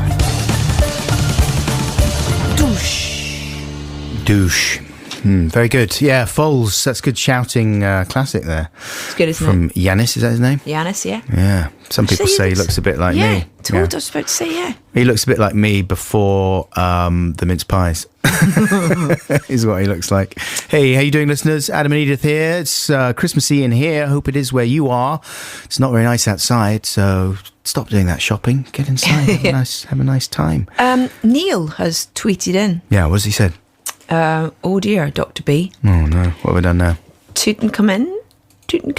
It's not a made-up joke. Is it not? It's an old stinker. Oh no, there was me. So this is what always happens. Have a good Christmas. Love you. Bye. Upbraid Edith and then get absolutely wrapped on the knuckles for being a massive hypocrite. I apologise. That's all I ever do on this show is apologise to Edith. Look at her face. I wish you could see Edith's face. Just this kind of look of tired resignation. It's all right. The last show next weekend. Actually, speaking of the last show next weekend, we were wondering, listeners, if you had any desire to contribute a topic for our memory bank slot. You know, obviously we've got lots in the locker, but we wanted to throw it open to you as well in case you had any peaches that you wanted to share with us. Yeah, if over the last few weeks you've had a burning desire to talk about something in particular, then let us know what it is. If you've got a good topic, good topic for Memory Bank, let us know what that is. And what's the address? Email adamandedith@bbc.co.uk. You can drop us a text 64046 or tweet at BBC6Music. Obviously, if you're listening throughout the week, then email, I would say, is probably the best way that guarantees that we'll see it there. And yes, of course, you can listen to this program again if you so wish. And there's a podcast available, which will be available to download later this evening. Could be your Christmas Day listening. It could make it your Christmas Day listening if you were nuts. John Cooper Clarke on Christmas Day. That is going to be more seasonal, probably. Yeah. I mean, there's just a wealth of stuff. If you missed Weller and Wiggins. Weller and You'll Wiggins, be yeah, that'll be festive, won't it? Two grumpy old mods on Christmas Day. As talented as they both are, obviously. But if you missed it, the Fairy Tale of New York documentary that was on last Sunday was just great. One of the best things I've heard all year. That was on Six Music. I mean, it was just a lovely Sunday with the soundtrack of Six Music as usual. You know, it's always great, isn't it? Keris Matthews, do you listen to her show? Yes. Wow, she's just amazing. 1 in a million. If you've never heard her show before, you are massively missing out on a unique and lovely radio experience on a Sunday afternoon on 6. Anyway, it's 12:31 and 22 seconds now. It's time for the news. Peace. That's right. Peace out, man. Very nice. There's a little jingly jungly going on underneath there, was there? Hey, how you doing, listeners? Now listen, the weather situation is out of control. Bonkers! And in fact, it's so severe that Liz Kershaw is stuck on a train outside Euston Station. They're waiting to be towed in to the station, but they're not letting them off the train. Could wait on a big diesel. So it's not looking as if she is going to be here in time for the beginning of her show. So you'll be glad to know, listeners, that Adam is staying. Dr. And Buckles, I am going. The emergency DJ, is going to sit in, and the ropiness of my solo presenting skills will be laid bare for all to see. I mean, it's going to be just rubbish. So if you want to listen to a man struggling on a primetime Six Music show on his own after the departure of his lovely and patient co-presenter, because Edith has to get her train. I mean, I have to get my train as well, obviously, but it's not a 5-hour train up to Scotland with my young son. Yeah, so I don't think I would. I don't think I would enjoy Christmas with the repercussions of leaving the other half to survive the 5.5-hour train journey with the 4-year-old on his own. So basically. instead, I'm gonna stay a little bit longer. Are you all right with that? Yeah, that's fine. I mean, it's nice to be nice at this time of year. You know what I mean? I mean, it's not like it's the end of the world if there was just some more music. Probably a lot of people would prefer it if there was just a lot more music and less Buckles. But sadly, that's not going to happen because of my Christmas spirit that I'm going to unload all over you. What? Yeah, easy. Here is a question. That came out wrong. Apologies. Here's a question for you, Edith. Mm-hmm. When you're in a shop, right, and you're purchasing something, often this happens in electronic goods shops, and they ask for your details when you're paying. Do you have to give them to them? them? No, obviously you don't. I mean, there's absolutely no question that you do. But I always just do because I'm just too lazy. And I just want a quiet life. You know what I mean? Can I have your email? Well, no, actually. Not really. Can we have your house? Can we have your address? Can we have your shoe size? Can we have your cereal preference? Would you like to go on our mailing list? Can we have the details of your love life? And all this kind of stuff. And I just, sure, have it, no problem. And I think I've done it once, though, in my life where I've said, nah, that's okay. And nothing happens. They just say, oh, right, okay. And that's what you have to do. You just say, nah, I'm all right. I do that thing of like waking up in the morning, checking my phone, and I've got like 20 emails. They're all emails that I then go on to unsubscribe from the websites from, whether it's like that, someone in a shop who's emailing you about a sale that you can't, there's nothing left to buy in the sale, or some random electronic company, or just some junk mail. But this is, I mean, it's maddening. And I always forget to do it because I've done it once in my life. I just said, nah. You're okay. And, you can do it politely. You don't have to be weird about it. And that's the end of the conversation. It's fine. But then I just forget to do it. From now on, this is me galvanizing myself. Okay. And into this is my New Year's resolution. Don't give out your personal details for no reason whatsoever to shops just when you want to buy a USB cable. You know what I mean?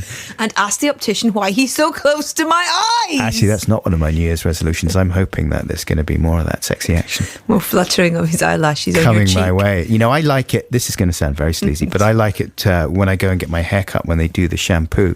Well, you just had a haircut this week. Yeah. Do you get scalp massage as well? No, it was a bit brutal this week, actually. Like usually where I go and get my haircut, they lean my head backwards into the shampoo bowl, right?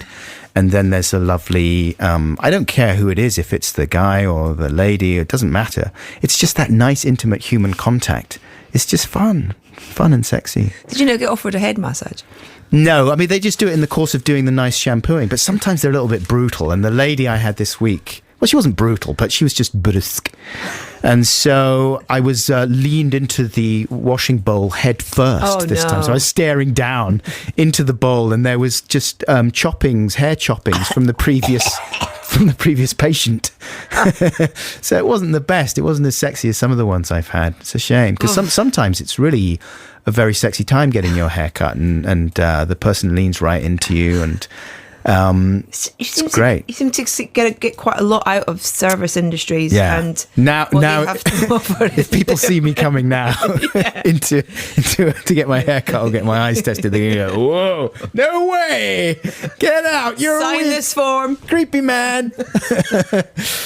We've still got a few bits and bobs of your Christmas routines coming up before the end of this show. And then Edith and I are going to run off and record our podcast ins and outs. Yep. And then I'm going to come back and fill the heck in for Liz Kershaw. What are Liz Kershaw's regular listeners going to make of that? They're going to be appalled. I apologise in advance. But right now, what have we got for you music-wise, listeners? Well, going to go with a little bit of, easy, Teleman.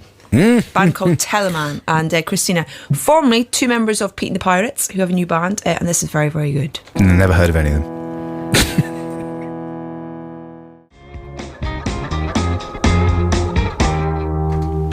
I love that one.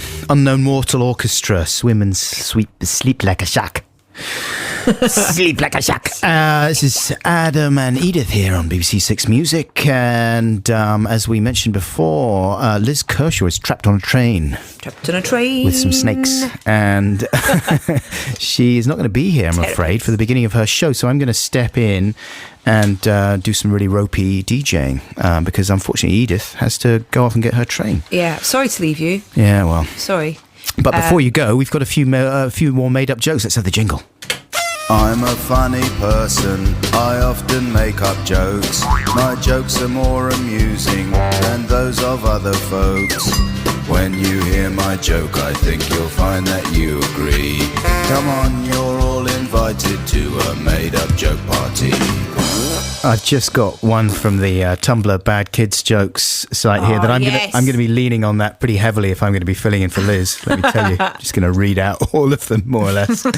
I really recommend it if you haven't been on there. This is a guy who compiles children's jokes for a living, and he puts the ones that he can't use on this other site, this Tumblr site. But the ones on this site are probably better than the other ones, I think. They're all anonymous, though, so I can't credit them.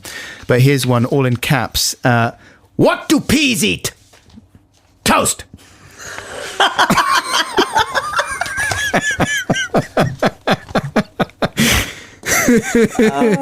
Since you just laughed so much there, I've just got to quickly play this. That's What's that? Now Nub from Star Wars. Someone pointed out that you laughed a lot like Lando Calrissian's creepy co-pilot. Yeah. That's true, I do sound like him. And I'm a little creep with big ears. And here's one more, hang on. What do you call a wonky badger? A wonky what, sorry? A wonky badger. Don't know. Nothing. It does not exist. Well, I got some made up ones, Yeah. okay? I think these are actually made up ones. No one has said these before. These are genuine. Aaron in Peckham says, hello. My friend Michael Julies made this joke up, apparently. Yeah. Why did the clown get kicked out of the cheese circus? Why did the clown get kicked out of the cheese circus? Promising. I don't know. Because he couldn't get his stilt on. Right, I should have seen that coming, really, shouldn't I? Yeah, okay. Yeah? Yeah? Yes! Yeah. And Andrew from the Wirral It may not be original, but yeah. says, joke for you guys. I had that new Bond villain in my pub causing drunken trouble the other day. Javier Bardem? No, he can come back whenever he's sober. Nice. Come on, Javier Bardem. See, that's nice. That is nice. The one before was too slick, I was worried. But that one, that's slick as well, but it's just a little bit ropey as well. Here's one from Tom. My own head made up this exclusively for yous. He says, which recording artist, known predominantly for his ambient compositions, is also a qualified ambulance driver? Brian Eno. Brian Eno. No. What? That's pretty good. That is quite good. You're going to have that one, aren't you? Yeah, I like it. Take it. Here's one more. Here's one more for you. This one is from Ralph. Ralph. Hey, Ralph. What do you say to a tramp on the London Underground who's acting like a Russian tyrant? Beggars can't be tube czars. Come on. I like that one. Beggars can't be tube czars. Like that one. That is unlikely to have been made before, I would say. Yeah, definitely. Thank you so much for sending us your made-up jokes. And thanks for memory bank suggestions for last week. We've got a few suggestions that have come in. So this is for our final show next weekend. Yeah. So listen to the podcast to find out what it's going to be for the final A&E show next Saturday. Yes. Is this our final link now, dear? Yeah. Yes. We're saying goodbye. Oh, my Together. lordy. Yeah. Merry Christmas. Oh, Merry Christmas, Edith. Yeah, I hope you have a wonderful, wonderful time. You too. And next week's show, I mean, I made the rash decision to say at the beginning of our run here that I was going to create a number one hit in the in the style of Gangnam Looking Style. forward to hearing that next week for Christmas number It one. may well be 5 seconds long because I really don't know how I'm going to do that in Christmas week when we are hosting not only my in-laws, but my family as well, who arrive on Boxing Day. So, yeah, we'll have to see how that one works out. It may well just be a lot of great music next weekend and a couple of made-up jokes from the Tumblr website. But listen, have a wonderful time. Adam's going to be with you for the next while till Liz gets here. I don't know how long I'm going to be with you, just rambling aimlessly. I'm leaving. I'm off to get a train. We're going to play a few songs on the trot, though, while we go and do our podcast links. So I guess I'll be joining you about 12:15 or whatever. 50. 12:50. Be great to each other. Try and pretend that you like those presents that you really And just those think people. are not very good. And indeed, those people. Be patient with your parents, kids. Okay, however old you are, and parents, just shush. Take care. I love you. Bye.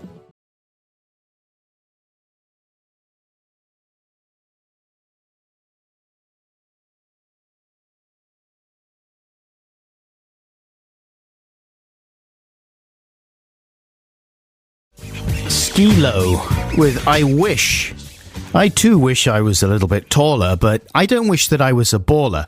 And I certainly don't wish I had a rabbit in a hat with a bat, because that's just going to be frightening for the rabbit, I would imagine, unless that's kind of a violent magician's act. Now, if you're a regular listener to the Liz Kershaw program, you will be thinking, what's wrong with Liz? She sounds as if she's got a very weird norovirus that's turned her into a kind of middle-class ponce.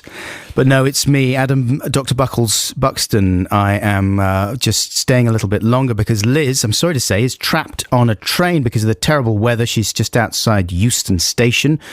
And I'm not sure if they've actually towed the train into the station yet or not. I suppose not, because otherwise she would be letting us know that she was on her way. I hope she's going to be with us here within the hour, but until she does get here, I'm going to fill in and just talk a bit of rubbish. I'm here with Liz's regular producer, Adam. How you doing, Adam? I'm fine, yes, you? Yeah, very good, man. Nice to see you, Double Adams. And I'm here with Ben Backhouse as well, who works on the Adam and Edith show. How you doing, Ben? Very well, thank you, yeah. Yeah, good. And there's some nice beards going on. Ben's got a nice, kind of gingery beard there. For the duration of your run, I haven't been shaving in honour of you. Yeah, it's good. You look like an Arctic explorer, Ben. It's really nice. And Adam, you've got your stubbly thing going on there? Mine's more out of laziness, to be honest. Yeah, well, it's nice. It might come off tomorrow for Christmas. We're some good-looking, manly DJ men in here. It's wonderful. There's a lot of festive testosterone floating around. Can I ask you about your tree situations, both of you? Are you single men? Are you partnered up? What's your Christmas tree routine, Ben? I'm violently anti-Christmas trees. What's your problem? I don't know. I don't really like chintz. Oh dear. So you can have just a plain minimal tree. I could just sort of yes. It rather. But you'd rather. I just honestly, I absolutely loathe them. You loathe trees. I loathe Christmas trees. It's part of my humbuggery. Oh dear. And what about you, Adam? I love Christmas trees. Yeah. But they have to be artificial. Why is that? Because you're too lazy to clear up the needles. No, not at all. I think it's far too much land is given over to a monoculture of growing the trees, and it's a destruction of our environment. So. Yeah, whoa! So he's going, but you don't mind just the weird plastic one? No, I don't. The non-recyclable goes into landfill.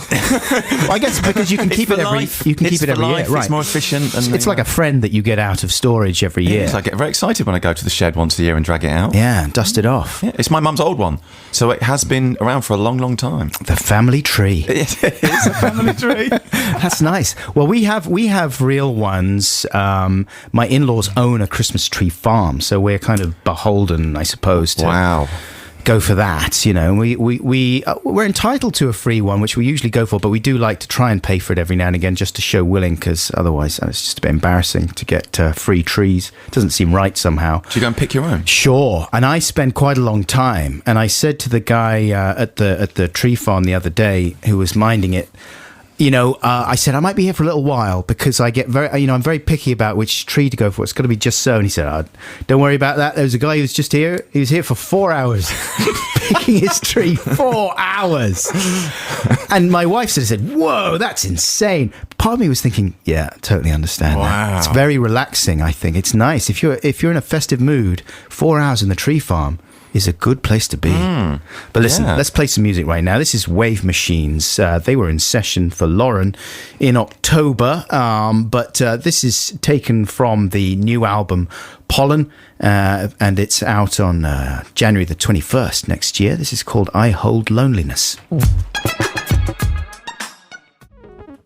Very nice. That's Wave Machines with I Hold Loneliness. Hi, this is Adam Buxton. I'm just filling in for Liz Kershaw, who is on her way, but she has been trapped on a train that's been delayed, and sends sincere apologies for that to all her regular listeners. But do stay tuned. She will be here probably within the hour, and coming up later in the show, she's going to be talking to Robert Webb, the author, not the guy from Mitchell and Webb, but he's the author of a book called 100 Greatest Cover Versions, the ultimate playlist.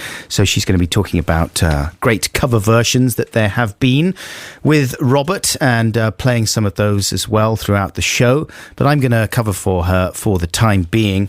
One of the things that we do on the Adam and Edith show, which I've been very happy to do for the last 6 weeks here on 6 Music, me and Edith Bowman, is read out your made-up jokes, and I also pepper them with jokes that I've found on the internet which are clearly made up, and some of these come from a site called Bad Kids Jokes, a Tumblr site that has been created by the moderator of a kids joke website, who offloads the submissions that he can't use on the regular site onto this other one. one, right? And they're just sort of, some of them are offensive, so we can't use them. But I'm not going to read those ones. A lot of them are just sort of wrong and wonky, but they end up being like some of the best jokes. So I'll give you a few examples. These are recent ones that he's uploaded. And they're all anonymous, otherwise I would credit them. But here's one. Why did the barn cross the road? Because all the other animals were pooing on the other side. And that's pretty standard stuff. For a lot of the kids' jokes, they love to go for the scatological stuff, but other ones are just more left field. For example, I have 2 hamsters, one that is dumb and the other one that is awesome. So if dumb went away, I would have awesome left.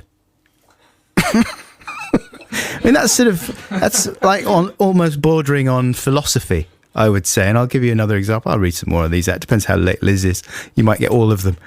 Every single joke on the Bad Kids Joke website before Liz arrives.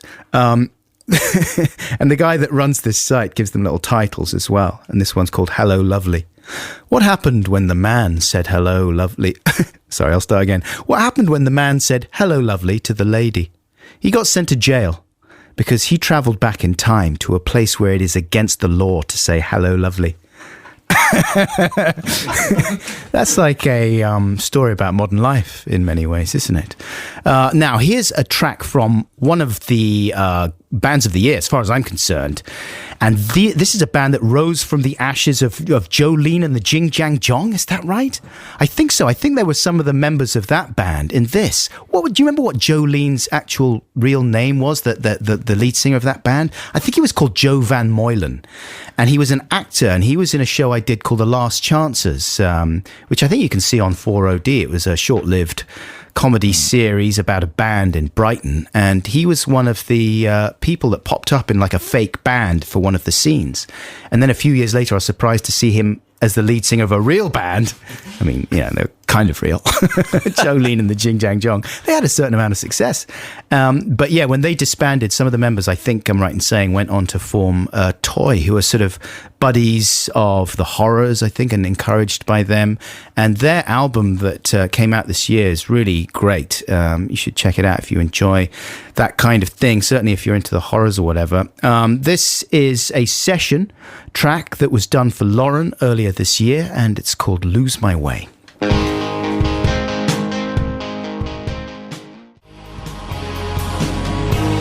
That's Toy in session for Lauren earlier this year with a track called Lose My Way. Hey, you're listening to Six Music. My name's Adam Buxton. I'm filling in for Liz Kershaw, not for the whole show, I hope. Liz has been delayed. She's on a train, and she's just outside Euston Station, I think, because they can't let people off the train and onto the tracks, you see. So it's very frustrating. She's trapped there. Luckily, the Big British Castle has paid for a chopper, which is being flown by the DG to come and airlift Liz out and then deposit. That's not true, by the way, in case you're thick. She's just got to wait to get off with all the normal people, but I think that is a situation that is minutes away, so she hopefully should be here within the hour. Until then, I'll be filling in, but it has gone at 1:30 here on Six Music, and it's time for the news. There you go, credited to Mark Ronson, but of course that's the voice of Winehouse, isn't it, there with Valerie, originally a hit for the Zootons. There you go. One of my mum's favourite songs. She loves that. I make a compilation for my mum every Christmas. And this year, and it sort of forces me to invest in a certain amount of music that I wouldn't normally invest in. Before I continue, I should say that this is Adam Buxton here, just filling in for Liz Kershaw. She's delayed. She's on one of the many trains that have been delayed today because of the severe weather. Apologies for that. And she will be with you very shortly, we hope within the next half an hour or something. So I'm just filling in for the time being, having just done my show with Edith Bowman here on Six Music. So yeah, Valerie is one of the ones that she requested on a previous Mum Christmas CD that she enjoyed. And this year she said, could you put some Barbara Streisand on, please? Particularly the theme from The Way We Were. Is that one? Evergreen. Evergreen, is that one? I don't. That's the only Barbra Streisand song I know. Yeah, right. And I think it's Streisand. And I had to go into the Apple store this week to try and get some tedious crap sorted out on my computer. And over there at the Genius Bar, I was asking a question about the iTunes library. You know, because I don't know if you use iTunes out there, folks, then you will know that it is one of these kind of MP3 conveyance methods that is upgraded or reinvented more or less every 2 or 3 months. They just think, no, we could do better. I've thought of a new great thing. I've thought, yeah, let's do that. And not only do you have to, well, you don't have to upgrade, do you? But it sends you little annoying alerts like a new version is out. Would you like to download? And more often than not, sometimes your computer is just set to automatically download these things. And rather than just downloading an upgrade plugin, you have to download the whole application again, which takes a while if you've got like no broadband, like Dr. Buckles. And then you will invariably find that the new brilliant version of iTunes is much, much worse than the one that preceded it. And all the things that were useful about, like the old one, you'd be able to open up multiple playlists, right? And just have several windows open at the same time and then shuffle tracks around from playlist to playlist, right? And now you can't do that anymore. You just have to stay within the same window, and it's all a question of irritatingly right-clicking on stuff or dragging it to the left and then scrolling down with your other finger into the right playlist. It's a living nightmare that is reducing the quality of my life. But I just don't understand. It's this modern, especially in the app age, they're constantly tinkering with things, which they've got right, most of all. And especially if you have a lot of apps on your phone, there'll be an upgrade every few months. And a lot of the time, they will reinvent the icon for the app as well, right? So it's a totally new icon. So you're like, where the heck's the thing that I need, the app thing? You're scrolling through, it's like, well, it's gone, why is it gone? And then you realise, oh, it's got a totally ludicrous new app icon that's got nothing to do with it. How many have you got, apps? How many apps? I've got 4 pages worth. And do you have a favourite? Well, I love the TuneIn Radio DAB app. iPlayer Radio app. Yeah. Well, it's not strictly speaking an iPlayer. No, there's a new one, isn't there? Is there? Yeah, there's an iPlayer app now. Oh, good one. Well, I'll go for that. And do you have the option to sort of download BBC programs and keep them on your phone for a month or whatever it is, like the desktop version? I don't know. I know you can listen on the move. Yeah. Well, Ben, I mean, may I recommend that before you start bringing these things up... Before I say boldly... you have all the facts available at your yes. Listen, I'm joking. We're just winging it here, guys, all right? This is an emergency Christmas situation. Liz is delayed, trapped on the train. She's going to be with us soon, we hope. But until that time, it's me, Adam Buxton, Dr. Buckles, hanging out with Adam Deneen, Liz's regular producer, and Ben Backhouse, who works on the show with me and Edith. Hudson. I'm sorry, I called you Adam Deneen. Adam Hudson. There was loads of... There's now 4 Adams in the same corner of the office. There's many Adams wandering around Six Music. Adam Deneen is another of the fantastic Adams, but not my favourite. My favourite Adam is right here with me right now. Adam. Likewise. Hudson. So stick with us, listeners. Right now, speaking of favourite things, this is, I think we agree in this studio at least, that this is one of the great Christmas tunes from, when did this become a hit? 1980. It's held off the #1 spot by reissues of John Lennon songs, who had sadly been killed on the 8th of December of 1979. But this is Jonah Louie with Stop the Cavalry.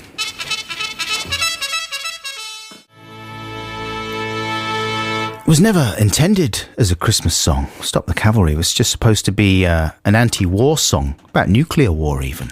Even though it sounds like it's a kind of trenches thing, doesn't it? But I think I'm right in saying that it was inspired by the Cold War and the threat of nuclear extinction that was ever present in the 80s, especially around 1980 when that single came out.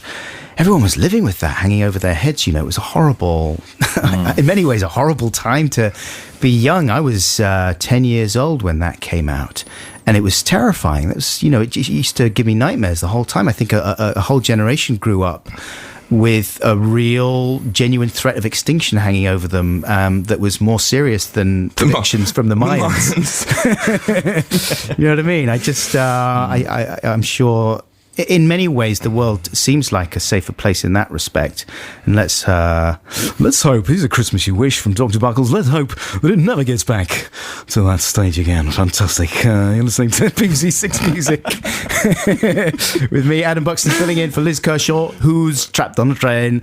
And it's frustrating because she's just outside Euston, right? Which is not far from here. In the 15-minute walk. Yeah, but they won't let them off the train because obviously you can't have Liz Kershaw scampering around on the train tracks because she's absolutely deadly when she gets on train tracks. And so they won't let them off, and she's there stuck on the Virgin train. And yeah, she's eligible for her refund, but then that's a whole other nightmare awaiting her. So apologies, and we will let you know as soon as things develop and she gets off the train, and then she will be making her way top speed to the station here. But right now, here's Jake Bugg. This is Trouble Town.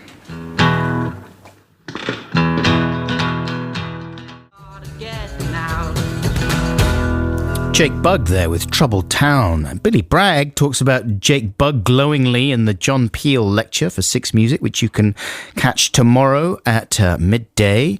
And good stuff coming up generally on Christmas or around Christmas, especially Christmas Day. You've got John Cooper Clarke from 1, is it? I think I'm right in saying anyway, sometime in the afternoon there. I'm going to force my dad to listen to that. I'll cheer him up. This is Adam Buxton here. I'm just filling in for Liz, who is delayed, trapped on a train just outside Euston, and still, as far as we know, on the train. We have now been shunted by the rescue engine. Oh, rescue engine. There's movement. It's like Thomas the Tank Engine here. And then Liz, I was trying to do my Ringo Starr voice there. It didn't work. I don't think I've got that one in my locker. Sorry about that. So speaking of the John Peel lecture, here's a little more information about that. Just received a message from Liz. What does it say, Adam? Coupling has taken place and health and safety checks are underway. That's revolting. Didn't want to know that. What about the train? It's all in the delivery. So there you go. I think Liz should be here within the next half an hour. In the meantime, this is Adam Buxton just filling in. And I was impressed by a tactic from a homeless person that I hadn't seen before this week. I was in Carnaby Street. And a young lady very confidently strode down the centre of Carnaby Street, and she just shouted out, "Can someone buy me a cheese and ham toastie from Pret, please? I'm homeless and hungry." She looked quite angry, like annoyed. It's like, listen, I need a cheese and ham toastie now. I'm homeless and hungry, so could someone please sort that out ASAP? And I was sort of considering helping her out and getting the cheese. But it's weird when you're in that situation. You sort of think, well, no, that's not acceptable. You're homeless. You have to be grovelly and you have to be all humble about it. Well, there's no real reason why a homeless person does have to be all grovelly. It's like, well, they do what they can to get by, I suppose. I mean, there are quite a lot of soup kitchens and places in London, like 60 or 70 or so places where people in those sort of situations can get fed before they go to Pret. Hors d'oeuvre. Yeah, but that's an option open to you, I suppose. Give it a go, see what happens. I did try and have a look and see if anyone was going to help her out, but she disappeared into the throng, and I didn't see if anyone took her up. But maybe next time I'll get you a cheese and ham toastie, no problem. But you have to absolutely prove that you're homeless and not just demanding a cheese and ham toastie. I mean, do you think I could similarly just go in to a shop and just say, "I've left my wallet behind, I want that, get me that, and I'm a bit sad, so I want that thing over there"? It's not the same as being homeless, I know that, but it's worth a try, I suppose. Okay, listen, this is a track right now. Is this chosen by, what's it called? The computer that selects the things? Power Gold. That's the one. Oh, well, this is Power Gold, selecting all the great tracks for you on Six Music. And today, Power Gold, have selected this classic track from Chub Rock. This is Treat 'Em Right.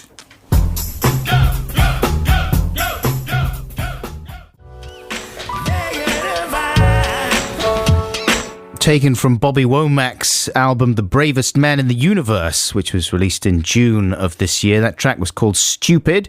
Album was co-produced by Damon Albarn. It's a little dad joke for you there. And co-produced with XL's Richard Russell. He's a very talented man. And he is going to be, Bobby Womack that is, he is going to be on with Giles Peterson a week from today. Giles Peterson is hanging out at Bobby Womack's house, or Bobby Womack is going around to Giles Peterson's house? The latter. Right, so Bobby Womack is coming round for a cup of tea with Giles Peterson, and they're just talking about music and going through each other's record collections. Is that right? That's amazing. And Giles Peterson apparently very happy with the interview, says it's one of the best he's ever done, so that'll be well worth a listen. Hey, this is Adam Buxton. If you're confused, sorry about me, but I'm filling in for Liz Kershaw, who's been delayed because of the terrible weather out there. One of many people having a grim time today for one reason or another because of the weather, and she's been trapped on a train. But I believe that the last time we heard from her, she was being shunted into Euston, which is a fun image. And she is going to be here within the next half hour, we hope. And once she gets here, she'll be chatting to Robert Webb, the author of 100 Greatest Cover Versions, a great new book that's come out, which looks excellent, and talking about cover versions in general and that kind of stuff. So do stay tuned. Liz will be with you. Right now, here's one of the songs that I liked very much this year. That was accompanied. I do a show called Bug, which is a live thing that I do at the British Film Institute, BFI South Bank, and every couple of months I'll go there and host a program of music videos. We show a selection of all the latest kind of interesting, generally low budget, kind of left field music videos. And one of the ones we showed, which introduced me to this track actually a few months back, was I think by a director called So Me. I might be wrong about that. And sort of footage of Jamaican dance halls and things. Is that the one I'm thinking of? I saw the other one with the pole dancers in space.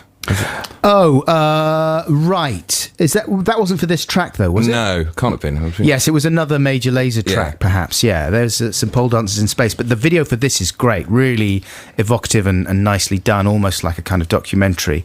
The track is Get Free, and here it is.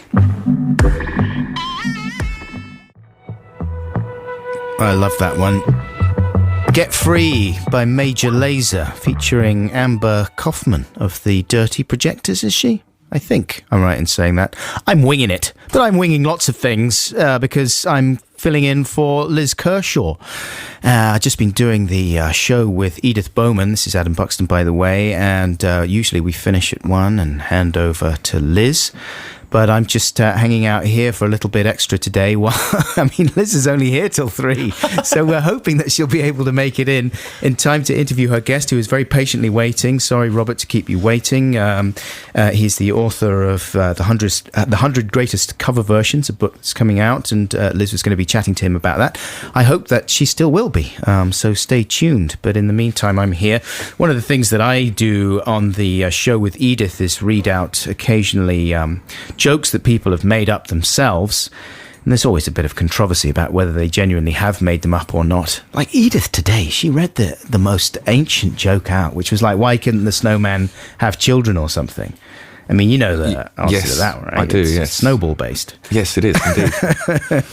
And that's just the oldest joke in the world. So I gave Edith a hard time about that, but then she rapped me on the knuckles quite rightly, or a listener did, for reading out a... we got a deluge, the Tutankhamun one. Yeah. Well, how do you drive your car into a pyramid or something like that? You Tutankhamun, right? You toot and you come in. And a lot of the listeners were like, well, you idiot hole, that's very old. So stop being such a hypocrite and telling Edith off. Here's a few that I think probably are made up. These ones are by children, though, from the Tumblr Bad Kids Jokes website, which compiles various jokes that are just too wonky to appear on a regular website, regular kids joke website that this guy edits. Like, for example, this one submitted all in caps. What do babies want for Christmas? All they teeth. That's the answer to that one. What do babies want for Christmas? All they teeth. That's a classic joke. I mean, these would be good. I would prefer these in my cracker this year than, what did the big chimney say to the little chimney, etc. Which is still in there. I mean, since I've been alive on this planet, what did the big chimney say to the little chimney has just made it from one generation of crackers to the next. And they just don't seem to have any kind of filtering process. Guys, I think everyone knows what the big chimney said to the little chimney. What do you say to getting a new one for next season? Nah, let's keep it in there. That's a classic. It's a perennial. Here's another one from the Bad Kids Jokes website. Why was the hen walking on its head? Because it had a hen-mergency. Not even a hen-mergency, a hemergency is the answer. A hemergency. And that's all in caps. Because it had a hemergency! All right, you idiot, that's the answer. That's why it was walking on its head. Don't you know anything? Okay, so... Oh, Adam, My friend's daughter, I think she's 5 or 6, made up a joke. Oh, yeah. And hit me. What did the man get when he took a banana to the doctor's? Oh, mate. I don't know. A smack bottom. Nice. See? Because that's what happened. I mean, it's real. It's funny because it's true. It's a classic made-up kids joke. Here's David Bowie. This is Starman.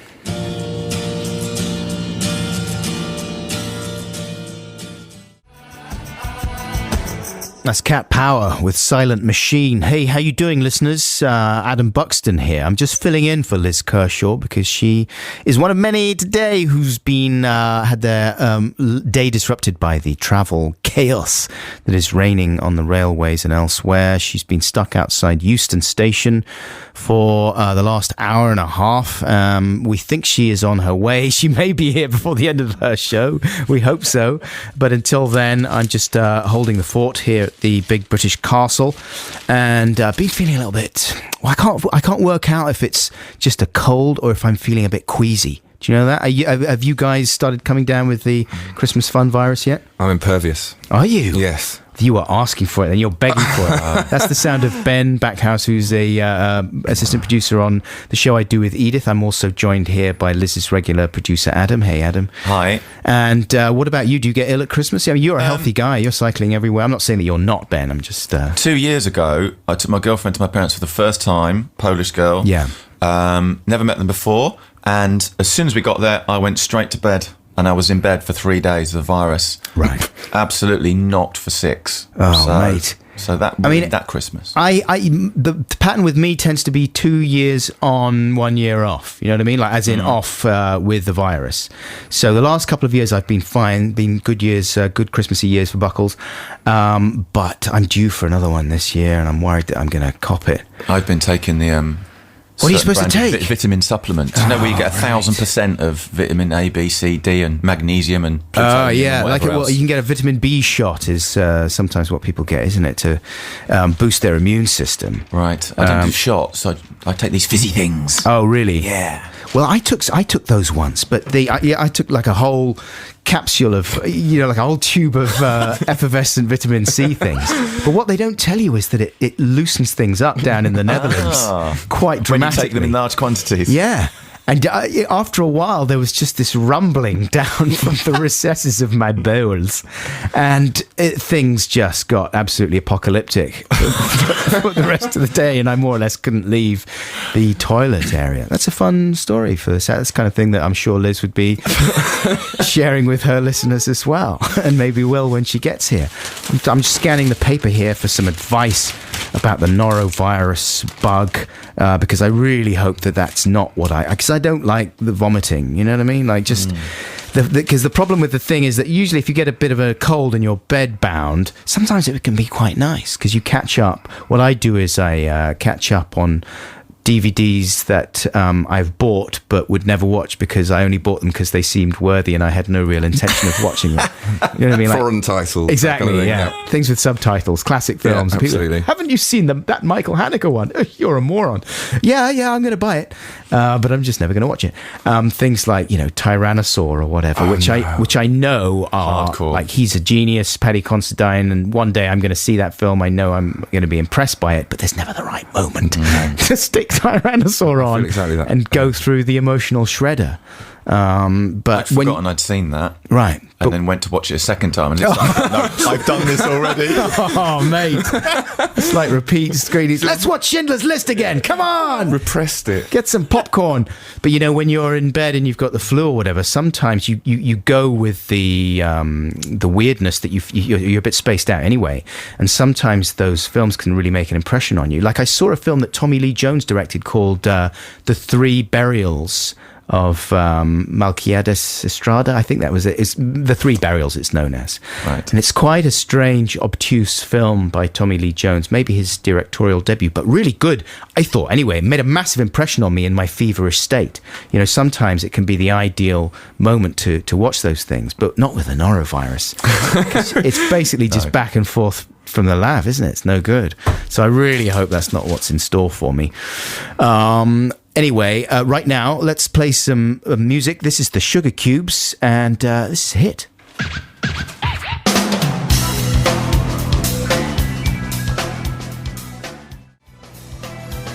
Ho, ho, ho, ho, ho, ho, ho, ho, ho.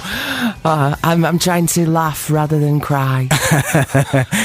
Liz, you made it. I did, thanks to the little engine that could. Oh, well done. They Little shunted you in. Rudolph the red-nosed engine who coupled up, and after 25 minutes of health and safety checks, shunted us the 1 mile into Euston Station. The joy of modern rail travel. Happy Christmas, Adam. Well, I'm very glad you made it. Have a great one, Liz. Yeah, thanks a lot. Have a really nice time. Take care.